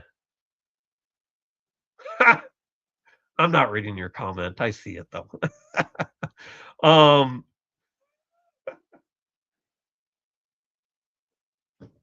but yes, we did deal with some sickness. Now, and there was I don't know if I posted this. Of course, of course, there's dogs everywhere, and I feel bad for them, but I gotta pet as many of them as I can. And Paula's just like, "Can you please not? Because I don't want you to bring something back to the room." They're not in houses and stuff, so they have parasites or whatever. But I still want to pet them, so I'll go pet them and then go wash my hands in the ocean, I guess, and do the best I can. But Paula made a good point when so I had my 20 minutes in the bathroom the one time at the first resort, and then I did get allergies, and then I got a cold. And Paula's like, "That happened when you pet the cat." I was like, "No, it didn't, did it?" Yeah, it did. She was right. So, where did that? It's a cute cat. Let me find a picture of it. I started petting the cats and feeding the cats, and here's my I've got my Canadian swim trunks on, and there's the cat that I was playing with that she started my allergies. But look at that. He comes up, you're hanging out at the pool. He comes up and hangs out. He just suddenly jumped up on the chair. We're both in the chair. And yeah, come on, buddy. You want to come up and get a pet? And next thing you know, I can't find my allergy medicine, and I'm like, dinner's coming up, and I'm just trying to recover. Now that felt like allergies right after, but yes, the next day, then it's like I've got a cold. So I don't know. I don't know. I think she was the timing checks out as far as me getting sick the second I touched a cat, even though I think of that as allergies, but it probably did something to my immune system, and yeah. So we dealt with that. We did get sick, but like I think I've told you guys this on the pop up. I got a cough. You guys know I get sick 2 or 3 or 4 times a winter. Last year was really bad. That's how I ended up getting a hernia, was just coughing too much from a cold. Sure enough, I got a cold. It was not stopping me from being out there snorkeling. That third resort, I had a whole system. You can absolutely snorkel while you're sick. Now, the part that sucks is, I've got asthma in my lungs and whatnot, and I'm coughing, and so my lungs are not as strong, and it is physical activity. So yeah, you're straining your lungs a little bit. And I'm out there snorkeling at the new resort, which the snorkeling wasn't as good at the third resort, but it was different. It was interesting. It had different things. And I'm sick at this point, and I'm just coughing, swimming along. You just breathe just like you're gonna cough on land. I just cough through the snorkel, keep my head in the water. Didn't skip a beat. Paula, when Paula was sick, I remember we were going to the village on over the mountain or whatever. It's like, oh, I don't know. And I went and I talked to the dive shop at the resort, like, "I we wanna go on this cultural village visit, but I'm also worried about my wife. Are there bathrooms over there?" And they're like, "Yeah." So we did it, and it was, she's sick and not feeling well at that point, and, I don't think I was sick with the cold yet at that point. But yeah, you're hiking over a mountain, and you're in the heat, and I was overheating. So we both overheat. That was probably the worst part of that. The other stuff didn't really affect us at that point, but, um personally, I do prefer cats. I like cats. I They just give me terrible allergies. I cannot pet a cat and not start having allergies. Doesn't necessarily, like, the ones that will kill me are guinea pigs. Like a guinea pig, if I pet a guinea pig, I will have an asthma attack and I will need medicine and maybe end up in the hospital. Like, that's the petting a guinea pig is when we found out we're not found out I had asthma, but when I needed to go end up and get shots and all that stuff, like what I'm allergic to, guinea pigs cause that bad of a reaction. And I've tried to do it over the years, and it's always the same. Cats aren't as bad. They're not like going to put me in the hospital, but I can't pet a cat, it seems, and not have allergies where I'm sniffling real bad and sneezing afterwards. Paula, I don't know which part she's talking about, and I'm not going to go down that rabbit hole to discuss which exactly was bad. Um, yeah, but so there were some setbacks, some speed bumps in those regards. In addition to the other near disaster stories and some sunburns. I've covered that. We don't need to go into the sunburns on my back and whatnot. I did try to tan before, but I was wearing a shirt that came up when we were snorkeling with the sharks, and yeah, I burnt my lower back real good. I thought I could control it with some of that sunscreen because it worked for the rest, but once the one area was burnt, sunscreen wasn't doing enough, so I had to wear that yellow shirt that Paula bought me, which I got to give her credit for that too. What Once you have a sunburn, amazing, because it allows you not to skip a beat, you can still be in the water. Um, but it also rode up and had half the blame to cause the sunburn, so I don't know. I was happy I had it.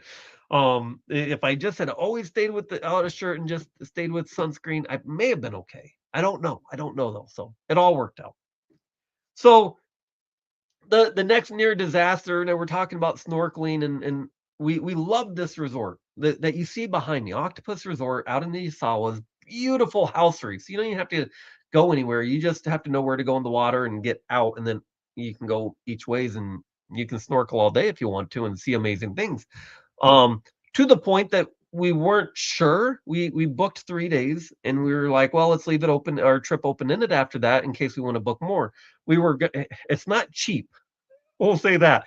It's not cheap, so we certainly couldn't stay the whole time.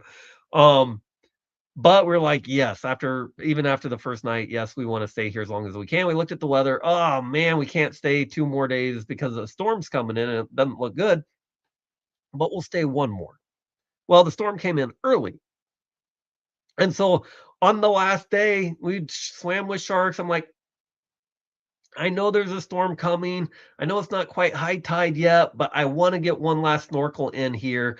I talked to the dive shop. They were like, yeah, it still seems like it's okay. The wind's being blocked by the island. It still took me another hour to get in the water, though. And I was snorkeling, and trying to get video with the backup camera, still 4K stuff at that point before that one gave out. And yeah, I was probably out there for 15 minutes, and the wind had been picking up, and it had been raining, but a light rain. And all of a sudden, that storm front hit, and it was pounding rain. It was pelting me now, and my head's underwater the whole time. So the only way I know, and that oh crap moment was you start feeling these pelts on your back, and my head came up. 10 seconds of panic. Oh, I can't even see the shore, and I'm not that far from the shore because the way the reef went, you went out through this channel and then you went along the shore, and the reef followed the shore. So you should be able to see the shore even if you've been swimming for an hour. You're still close to land. You just don't want to go over the reef because you're going to get hit by all sorts of stuff. But you should be able to see it. I when I put my head above water, I could not see it. And so quickly got my head back underwater. I'd been doing it enough at that reef that I didn't actually have to see where I was going above water. I kind of knew the right direction and could follow the reef and the ins and outs and whatnot. Just keeping my head underwater. Once I put my head back underwater, it never came out till I was basically to the buoy that kind of guides you in.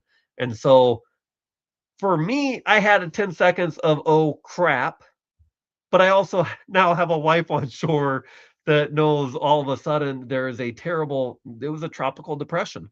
It was not a cyclone. It was one thing under. It was a tropical depression, and it had hit, and her husband was out there in the water, and I couldn't see the land, she couldn't see me, and I actually had the camera in my shorts the whole time. It's kind of funny to watch. I can tell you, it took 7.5 minutes for me once I put my head above water because I can see when my feet are going like this, kind of panicking for a second, and then swimming vigorously back. It took me 7.5 minutes and got out of water. And of course, they had a boat out there looking for me. I've got all that on video too. Where, oh yeah, there's a boat out there looking for me. And the second they saw me, because I was wearing bright yellow, that boat came back in like, all right, I guess he made it. So I didn't need to be rescued this time. Um, but yeah, it was interesting for 10 seconds for me. But the worst part was, having a wife who's in full panic mode and in tears back on land, and took a while to calm her down. I said, and here's the funny part looking back. All right, I won't go back in the water today, I promise. Because I tried to get out there early and the storm hit early. Well, then the storm front passed. And we were waiting for our transfer to the mainland was at 3 or 4 or something like that. And we're talking like 10. So I'm looking at like 2 o'clock, like, okay, it's perfectly high tide and it's calm now. This is great snorkeling. And it was the best snorkeling, like the clearest. And it was high tide. It was that video I was showing you, where it was high enough where I could actually float over the reef rather than along it. So you could see so much more. And so I told my wife, I will not go back in the water today. I promise. I've already freaked you out enough. She let me go back in. I was like, but yes, she's like, living with this man who tortures me mentally, because yeah, you just never know what situation I'm gonna get myself in. But to my credit, I always get myself out, right. You guys know some of the stories. uh you got to push your limits. But yes, Paula was a little bit she was traumatized for a little bit. She took a little bit to get calm. She knew I was back, but she was still very worked up, because she was panicked. Understandably so. So that is one of yeah, that's one way to put it. But look, we get to go to these tropical paradises, and it's hard to get. We spend all the money and time to get there. You don't want to like, I don't want to go in the water because something might happen, right? You just got to do it. And who knew that Paula was gonna be willing to swim with sharks too, right? And I don't know, maybe her family's like, what is Nate doing, having her swim with sharks? But um, Paula was just she was at the rest she was so there was a bench there's this restaurant, like there's the beachfront or whatever, the dive shop over here, and then the restaurant behind it, and there's a little couple couches or whatever, and she was on those in tears, um just watching for a sign. She didn't know there was a boat out already looking for me, Because I don't think from where she was at, she could even see the boat. I could barely see it from land. Um, but yeah, she wasn't drinking. Oh yeah. Oh yeah, we got 10. So when I finally went through and tried to make sure I got all of the shark, I've got the video now with all the sharks, 10 different clips of them swimming in and out, blah blah blah blah blah. Oh, were you? I, I think you were. Well, on the trip, yes. Floss. So okay, so I promised you three near disasters, and I've already been rambling for an hour and a half. So we made our transfer. I got back in. I also went back out and got some beautiful snorkeling done, and saw probably the best video of a shark was that last time out that I was like, can I please go back out? I know I said I wouldn't, but this is like prime. So yeah, at the resort, right where you're looking, there got a video of a shark just swimming around and kind of hung out for a little bit. So uh very thankful that it calmed down and got to go back out. Of course, that wasn't all drama free. Of course, by the time I feel like I had a good clock in my head, but Paula was even on the second trip out that day waving her arms at me. Would you get your butt back in here? The boat's gonna get here any minute. Any minute that boat's gonna be here, and you're still out there, you're still snorkeling. It's like I knew when I went out, I had 20, 30 minutes, something like that, and I felt like I was getting a pretty good clock in my head along about how long I was out there, and I timed it well, but I was pushing it too close for Paula too. So I've got to maybe it's not just me I gotta get back for, but Paula. I gotta get back for her and maybe get back a little bit quicker.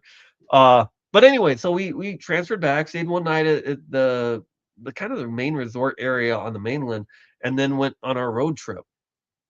And we went to the southern coast, where it's known for better snorkeling, but I don't know. I don't know that we got to that great of a place on the Coral Coast, at least in the water. Um, but I don't think the snorkeling stands up to as out on the islands, at least not the Yasawas. But it's still, if I hadn't done the other, compared to some of the other snorkeling I've done before, I still would have been just fascinated. I still was fascinated.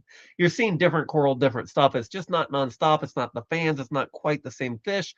But there's different stuff. Like I shared it on the pop up. There's a lionfish, a little fish that goes like not dangerous or anything, but yeah, I got to hang out with one of those for about 5 seconds, and some starfish and sand dollars and some other colorful fish too that you don't get to see in the different aquariums and whatnot. So but yeah, then that last day, my first thought that I always told Paula was, I got the rental car and the flight leaves late, so it's like, well, we could just like travel the rest of the island the last day before the flight, then get on the flight, drop it off and get on the flight. And we probably could have. We probably could have. But the way we were like, well, we've got one day and we don't really have anything we particularly want to do. So let's drive the island today. And we drove most of the island, but we were about an hour and a half short of actually making it before dark. And yeah, that the heat and humidity. And I also think we were messing with things too much. We were putting cold air on the windshield when we should have only been putting hot air. And then I was trying to rub the windshield and I was making it worse. So it got to the point that we could not see the road through the windshield. And I had already pulled over twice that day trying to figure it out. Paula was not in tears, but she was, I think, panicking. I was getting to the point where I don't know what to do, because at one point for the last minute or so, I was just driving. Now, mind you, I'm also driving on the wrong side of the road for me, which I had gotten used to at that point. It took me about a day to get used to, but it's also very windy roads because it follows the coast. And anytime a car, even if you could see through somewhat, any car coming the other way then blinds you. And for a while, I could deal with one or two cars coming at me, and I could still find the lines. I could drive off the lines that I could focus on, that type of thing. But a lot of the cars would get lined up where it's over and over and over, and you're just blinded for too long. And you're almost stopping on the road because you just don't know where the road is anymore. And then you get to the point where the window's completely fogged. I can't see through the windshield at all. And my head's out the window, just kind of looking down, just to, okay, I see the line. I'm just, at this point, I'm just driving. I don't know if anything's in the road. All I know is where the line is to get us to a point where we could pull over. And of course, out in Fiji, there's all sorts of animals all over the place, right on the long side, to the side of the road. They just tie their horses, their cows, their goats, whatever. So you never know when something's gonna be in the road. So yes, we did pull over, and luckily where we were able to pull over was another. We'll call it a resort. We weren't very big fans of it, but it did for the night. We stayed at it was called Gecko Resort. Um, and the thing that makes me feel a little bit better about this was when we were checking in, there was actually a local who had picked his mom up from the airport who they had given up to. They said we can't see either. And so it wasn't just us. We weren't doing everything perfectly, but it wasn't just us. There was people. It's very hard to drive out there at night. You can't get caught in it, especially the night's hard enough. The roads are hard enough. The road itself is nice generally, um, but things being on the road, being a curvy road, the lights coming the other way. It's definitely something you don't want to be doing as a tourist, and even the locals apparently can't do it all the time at night. You just gotta just be done with your day by the time that sun goes down. But we did stay somewhere else. The next morning was still not easy to get home.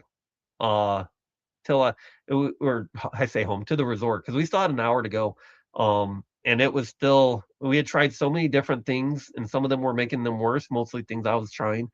Uh, so we got things smeared on there that we got back to the other place and I cleaned the windshield real well. We didn't have terrible issues after that. Although we didn't drive at night, we only had one day going to the airport the next day. So that to me, the windshield and that part of the road trip was by far the most dangerous compared to the snake, since it didn't bite me, or being caught out snorkeling in a storm that I shouldn't have been in, because that was a 10-second panic, and then I knew I just had to follow.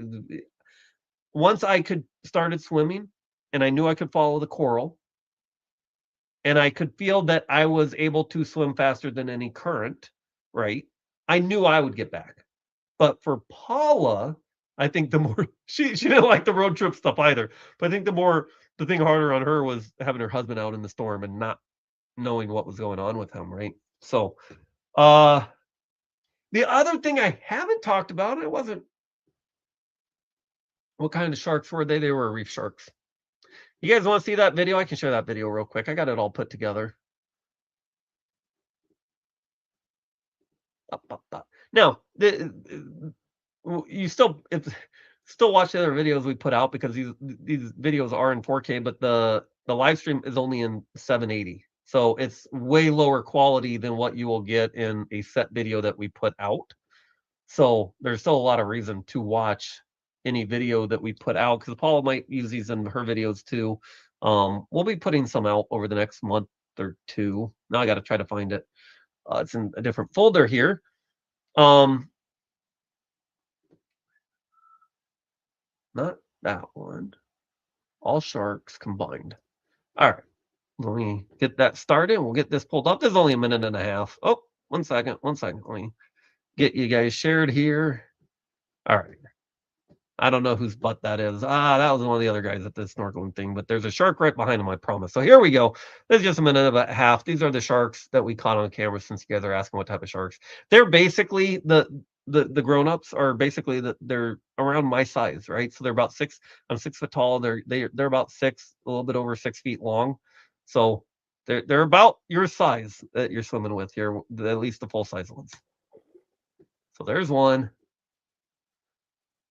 There's another. And these are just going to run back to back. So it's just going to jump to, there's another. There's two right there. And there's two fish right in front of that one. That always kind of amuses me. So those two swam by for a while. That was a pretty good shot, actually. So it goes for a little bit. Some of them are real quick. Yeah, there's one that swam up. I didn't know it was kind of swam up next to me. And then here's one coming at us. Actually, yep. You see all the snorkelers over there.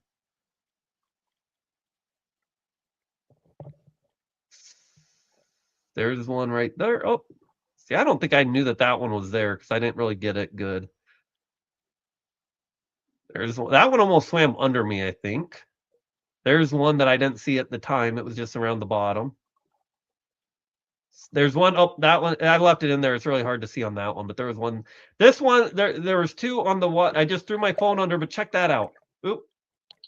So we knew we were back in the boat at this point, and I threw my phone under the water, thinking, "Oh, what the heck? We'll try." Yeah, it actually did. Actually, I think there's a third one there too. I know there's one, two here. I think now that I look at this, I think there's actually a third one there, just hard to see. Here, now that you guys know what it is, watch again. So yeah, upside down sharks around the boat. And then this is back. This is at Octopus at the House Reef where I was out there. This wasn't actually on the shark trip. So you can actually see them just staying there. I was trying to swim closer to it. Now it gets a better shot of it. I figured I'm not actually going to keep up with this thing, but it swam off there for a while. So that's all that's all the shark footage. You know what? I would have been when you put it all together and go, oh, it's only about a minute. Yeah, a minute and a half, minute 31. But even like I watched some other YouTubers and they get 2 seconds and their whole video is about 20-minute video. I saw sharks. I'm like, hey, some other people are seeing like 2 seconds of sharks and they get a quick glimpse. We got a lot of good ones there. Paula thought she, that was 10 clips, and some of them had two each, right? So could have been 12. And now they're that I was also the only one with the camera. So I think Paula saw some others that I didn't because she felt like she saw more than I did. But I was struggling with my snorkel when we first got in, and that's when a lot of them were there. So we probably did see more than the 12, or at least she did. But isn't that pretty cool? I would have been happy with just one as long as I got to glimpse it with my eye. I would have been happy because some of the other YouTube videos I saw, that's all they got was, oh, there was a shark right there. That was it. So, oh, there you go. Now you don't have to look up a picture. You just saw them. The only thing that you can't really tell on the videos is their size. So that's why I kind of explain how big they are. Now, Debbie, if Paula could do it, come on. Yeah. Well, you know what? Actually, it was a really cool experience. And here's the crazy thing. Now, this resort, it was a really nice resort. It was not cheap. But how much was that? I want to say for the two of us to do the shark snorkel, I think it was only 100 US. Because I think it was 100 Fijian each. So it was somewhere a little less than 100 US. And they take you basically 2 islands over. Now that ride was quite bumpy and kind of hard on the back. And then we must have swam with them for 30 minutes, I want to say.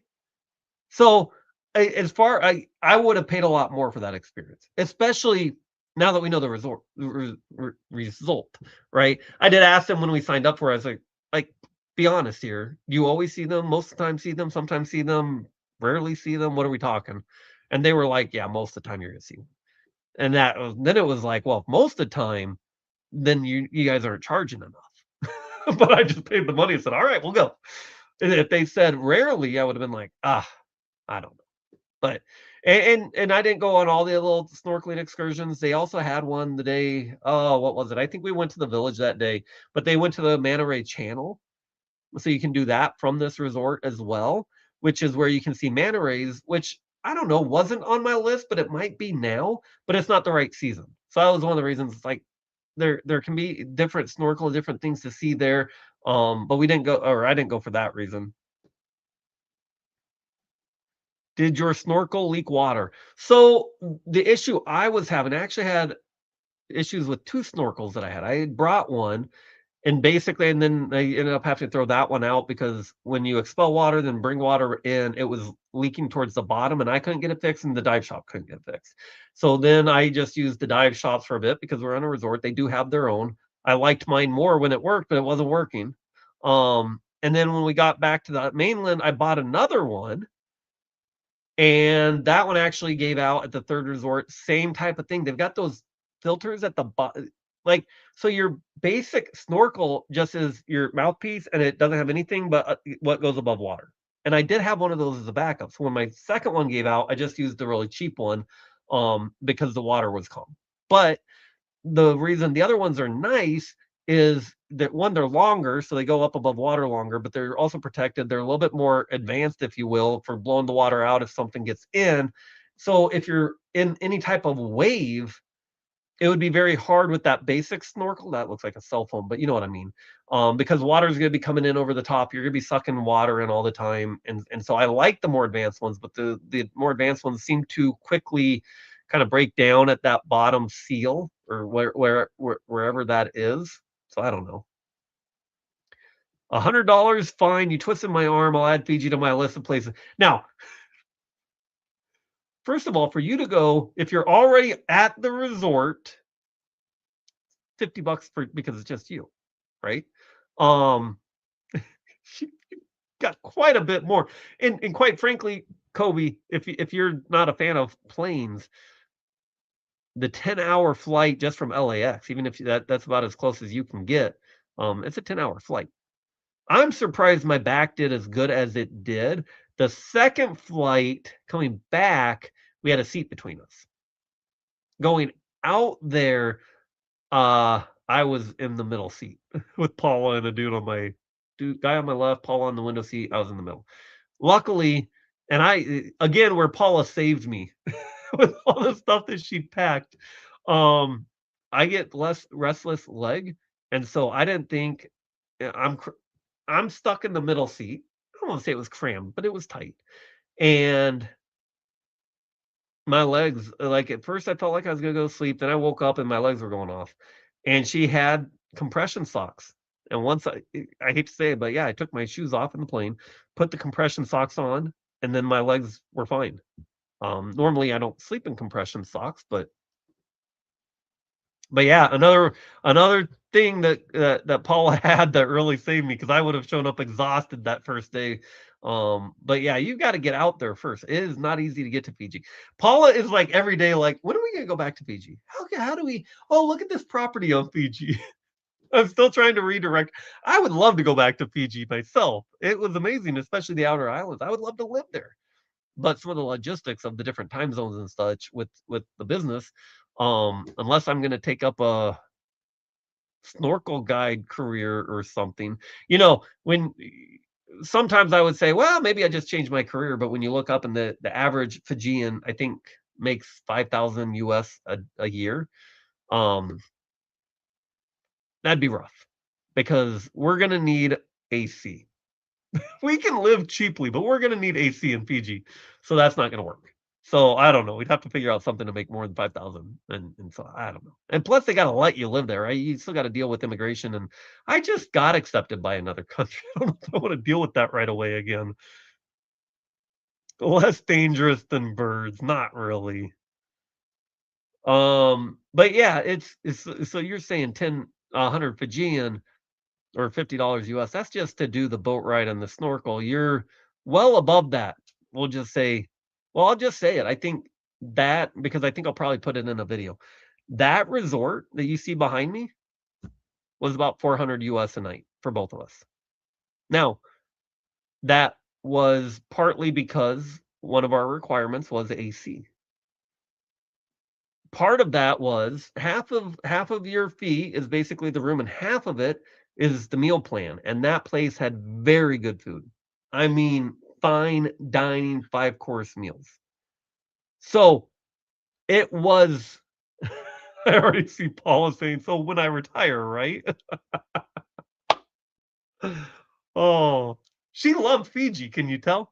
Um, so yeah, that's why I asked them, I was like, "Well, how much is it? I wanna do it, but even to stay there a night was costly."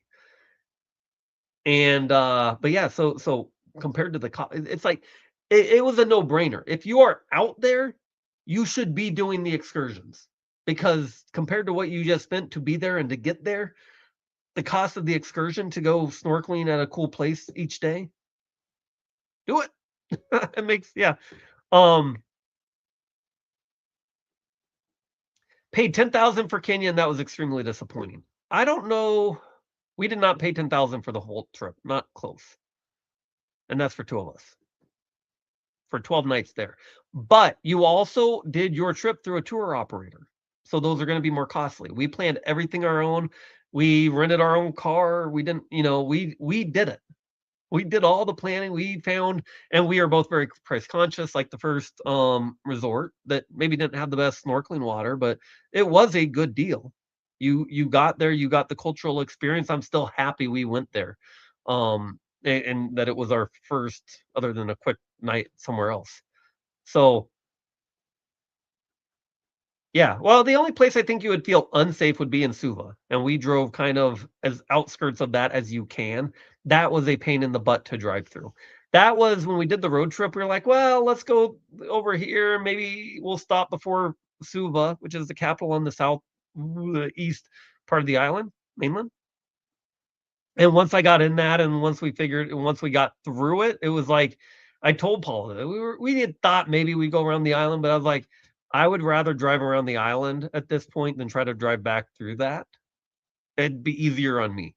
Plus, like I mean, I wanted to do it too, but going back through the capital and then another 2 hours. So it'd been about 3 hours to go back through the capital and get back to the resort versus going around the island, which I thought was going to be maybe 6 hours, but it was probably another eight. And of course, then we ended up, with what happened, maybe it would have been smarter to turn around, but I don't know. It was a pain in the butt to drive through, especially since, I'm in a rental, first of all, and on the wrong side of the road. And I don't know the trickiest thing with the wrong side of the road and, dealing with roundabouts are fine, but your instinct is still to look to the left to see if it's clear before you enter. And every time I had to be like, would you please look to the right? Because that will get you in an accident.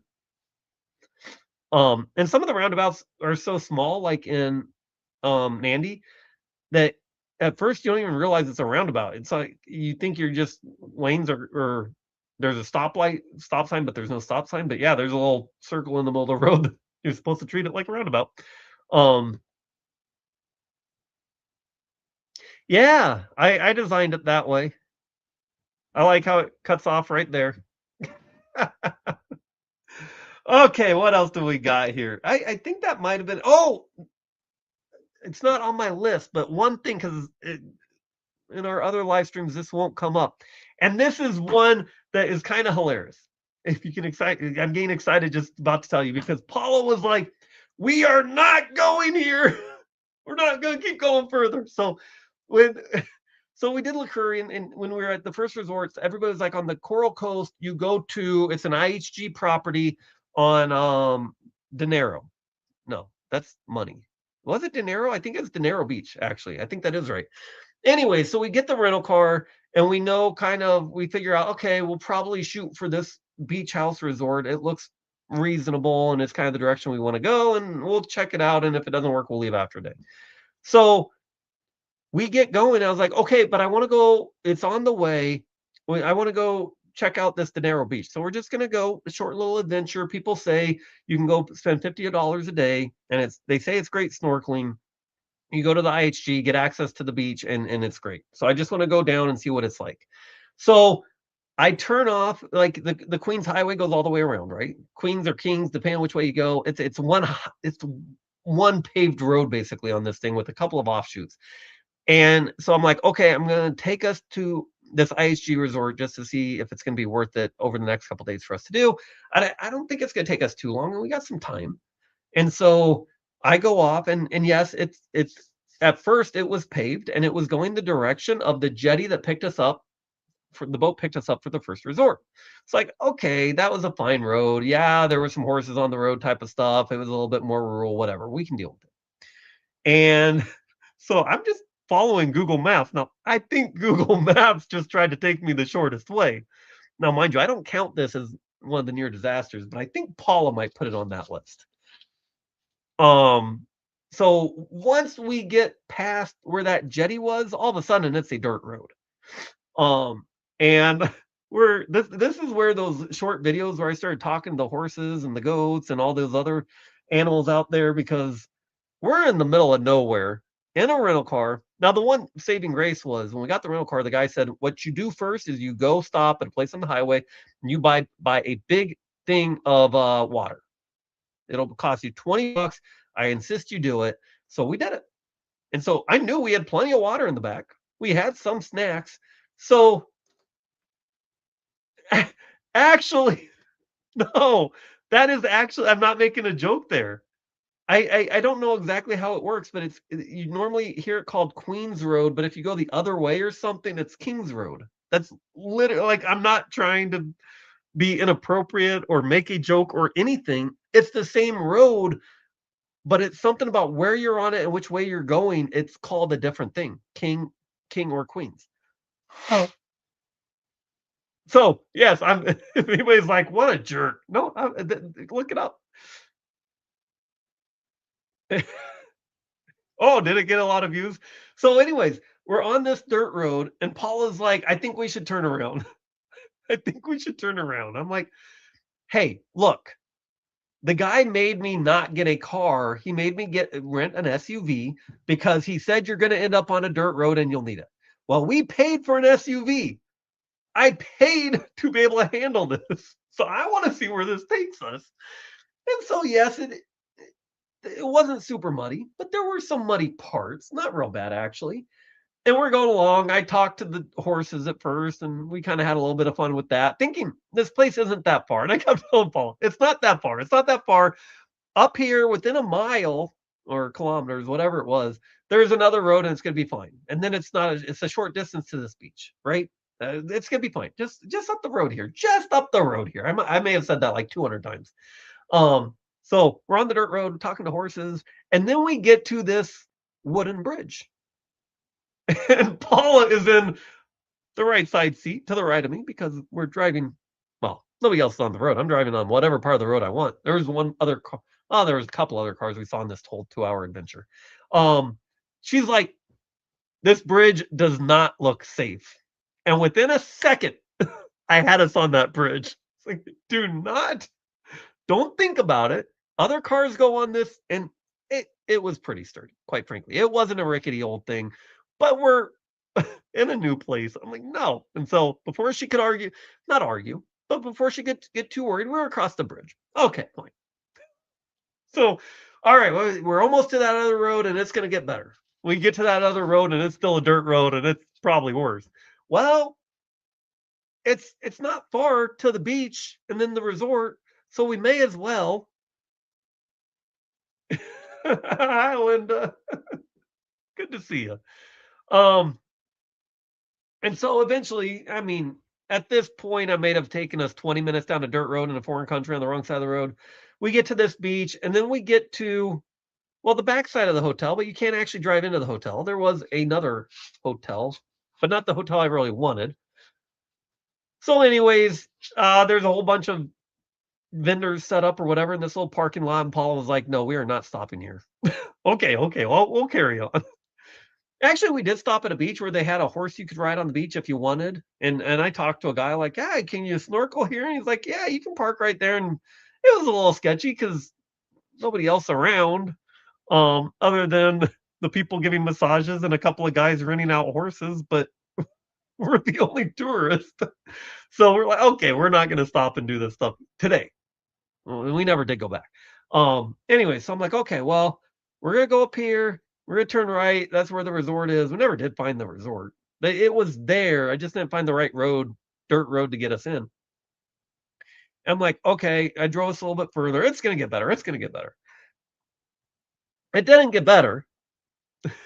Now, mind you, I see on my Google Maps, well, there's a town up there. It's got to get better. It's got to get better. There's kids and whatnot, and people live out here. Doesn't get better. All right, well, we'd already talked to goats and pigs and whatever else by this point. I think we'd interviewed about 3 animals, and we're about an hour in. And I'm looking at my Google Maps. I'm like, well, where is it? I'll just show you. Give me a second here. Let me get to Fiji on my Google Maps. So, all right. So there's the main island that we're talking about. It says Fiji right there. And you basically see It looks like there's some roads that cut through, but none of those are fully paved. So there's one giant paved one all the way around the island. We are down here. Actually, you see that Natadola Beach? That's where I was trying to go. That's where I wanted to get us. Supposed to be good snorkeling. So you can see the yellow line. That's paved around the island. We're trying to get to there. Now, if I zoom in, there's gray lines in there, right? There's gray lines. Those are roads. They're just dirt roads and not necessarily the best maintained dirt roads. So, anyways, we had started, if I can do this backwards, way up here. We'd driven all the way around here past Natadola Beach. And at this point, I'm at that town thinking, oh, it's a town. It's got to get better. Well, what I look at is, yes, we could turn around. We know we can drive it, but we've only got, we're basically more than halfway. Although the road does show it gets a little bit more turny, which isn't always the best sign. But I'm like, okay, this I can see it on the map. We're gonna be fine. We're gonna be fine. I kept going. Paul is nervous. We get, I don't remember. We get it's past Malo Malo. They like to repeat words a lot. Anyways, we get going for another 15 minutes. And we get to this, it's a creek. It's not a river by any means, it's a creek, but there's a truck stuck in the creek. At least that's what we think. And Paula is like, I am putting my foot down. We are not going through that. She put her foot down. Said, well, maybe we can get through it though. We're at the point. It's closer in distance for us to keep going forward than it is. It's going to take us an hour and a half to go back the other way. No, I'm putting my foot down. We are not going through that. That guy's stuck. It doesn't look that bad. Luckily, there's a guy from a village not far away, I guess, that's walking. I rolled my window down. I said, is this not safe to cross? And the guy says, oh, no, you can cross. That guy's just washing his vehicle. He's washing his truck. Don't worry about him. Just go around. And Paul is like, I don't know. I don't think we should do this. Well, at that point, I was already halfway across. So, yeah, it was a dirt road in the jungle. It was a free jungle excursion, quite frankly. That was a fun one, other than the sketchy points. And I'll remind you, we had plenty of water. We weren't gonna dehydrate. Well, no, that doesn't mean we weren't gonna overheat. But it was funny. She was like, I remember the bridge, and she voiced concern at the bridge. But I already was over it so quick that we're fine. But at that little, it wasn't a river. It was a creek. There was some water. But I remember, I am putting my foot down. We are turning around. We are not going through that and getting stuck. And then the best part was, so we go through it. We're fine. It wasn't anything. And we go around the corner, and I start laughing my butt off because guess what? We hit right around that corner where she had put her foot down. We hit paved road. And I was so happy with myself. The only problem was that paved road lasted about maybe a block's worth of distance. We went around another corner, it was gone again, and we were back on the jungle dirt road. But I had about 15 seconds of what I thought was redemption. And it went back to, I can't believe we're doing this from my passenger, that is. I don't know. There was, I will say this, we eventually did lose signal. So, and at that point, we came to a crossroad, and I really wasn't sure which way we were supposed to go. And we went left, even though you would think right. But I'm like, I think the map showed left. And so we went left, and it was the correct decision. If we had gone right, we would have been in the middle of nowhere, and it would have gone an hour to nowhere. That would have been even a more interesting story, but we picked the right one. I know, right? I thought, that's probably the best story, the most entertaining, the most fun story. Where I mean, it's not a near death. Could have ended up that way. If I had turned right, we could have had a fourth near death experience. I don't know. Fiji left or anyways. Fiji left or Canadian left. I don't think turning left is different in different countries. Directions and all of that. I mean, your temperatures and your metric systems and all that changes, but left is still left. All right. We are I can't believe I'm still going. I'm having fun. All right. We're done. We are done though.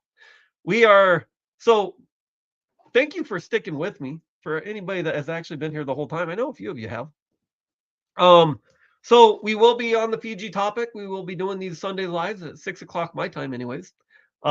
So the next one we will focus on kind of the Lakuri, which is that's not the glamorous resort, that is the cultural resort. So we'll be talking and focusing on, we'll show videos of the fire dancing and the different things we learned and talking about what we did there. And then we'll be more focused on the Fijian culture and such. Then we'll talk the next week. We'll talk about that nice resort that you see behind me, Octopus Resort. We will focus on snorkeling. We'll go through. I will hopefully find the best videos by the time of each of these, and we'll show some clips and entertain you with that stuff.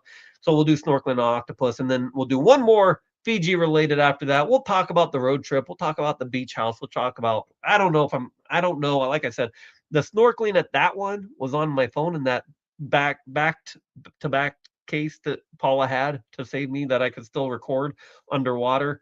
So that's the plan. Always subject to change. And who knows what other random stories I'll think of and throw in, just like I forgot about the dirt road trip, that it was actually quite entertaining to share.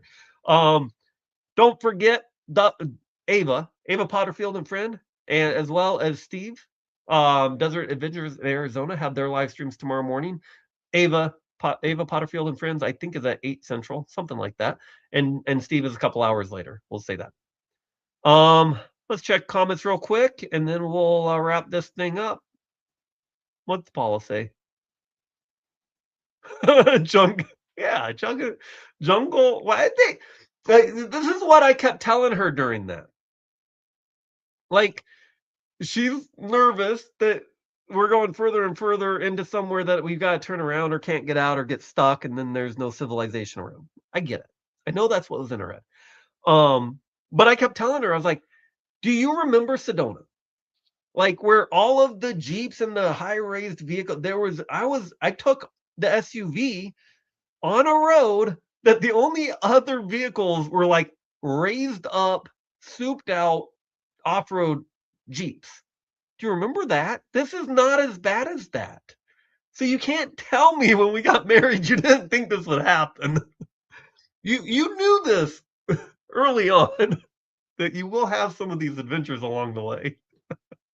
But yes, that's a relatively, for some sections of it, a fairly accurate. I don't know. I feel like there wasn't any truly sketchy parts on that road, but it was definitely slow going in a foreign country that we didn't really truly know where we were going, or that there was a way out other than backing all the way out, I suppose. We did have plenty of water. We did have plenty of gas. We could have ran that SUV, other than, it was kinda funny, all the controls were in Chinese, so it was kinda hard to figure out. Not the controls per se, but, like, the screens, you get a touch screen, it's all in Chinese, or I assume Chinese, it could be Japanese or some other. So that wasn't very hopeful. I suppose they don't get that many, uh, customers from the US and Canada compared to Asia, but that was interesting. But yes, that SUV, it did not go through gas at all. It we we probably could have drove that entire island. Now we filled up a couple times just to be safe. But every time we're like, we're kind of paranoid that maybe the meter's broken, because I feel like we've gone through more fuel than this. It was amazing on gas, so we didn't spend a lot on gas at all. Hey, you drive on opposite side of the road, so up might be down, down is up. I don't know. Just like Paula putting her foot down. That was, you know what? If the other guy wasn't there, I don't know how that would have turned out, because there was water, But I can remember the days over in England where we had to basically drive through a small river sometimes to get through a village. So in my head, I'm like, I've seen this isn't anything that looks like we can't get through it. Like I really didn't question it, other than there's a truck sitting in the middle of it. So if the other guy hadn't come and explained that he's just washing his truck, I may have just turned around. Or I may have gone I probably would have asked if he needed any help and then realized he's just washing his truck. I don't know. I don't know. But it worked out. It was kind of funny.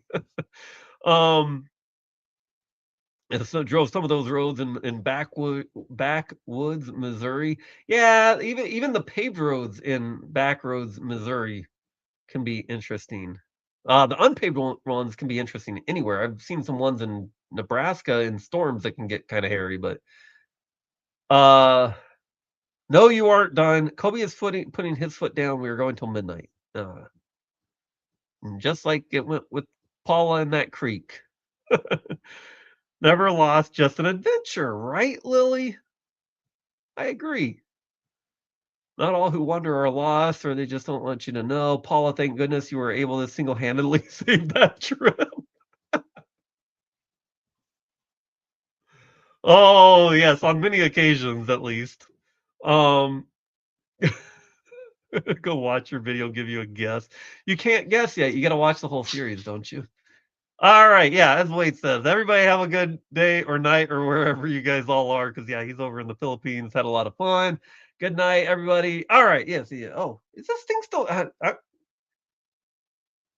Yeah, the unknown dirt road is the sketchy part for sure. Yeah, I agree. I get that part of it. Okay. Yes, it turned into dirt roads. All right, we will be live next Sunday. Uh, I believe I will be up and on for Doug and Ava's, or really it's Ava on Monday morning. So if you guys are going to be on there, make sure you say hi. I always say hi and try not to distract the show too much.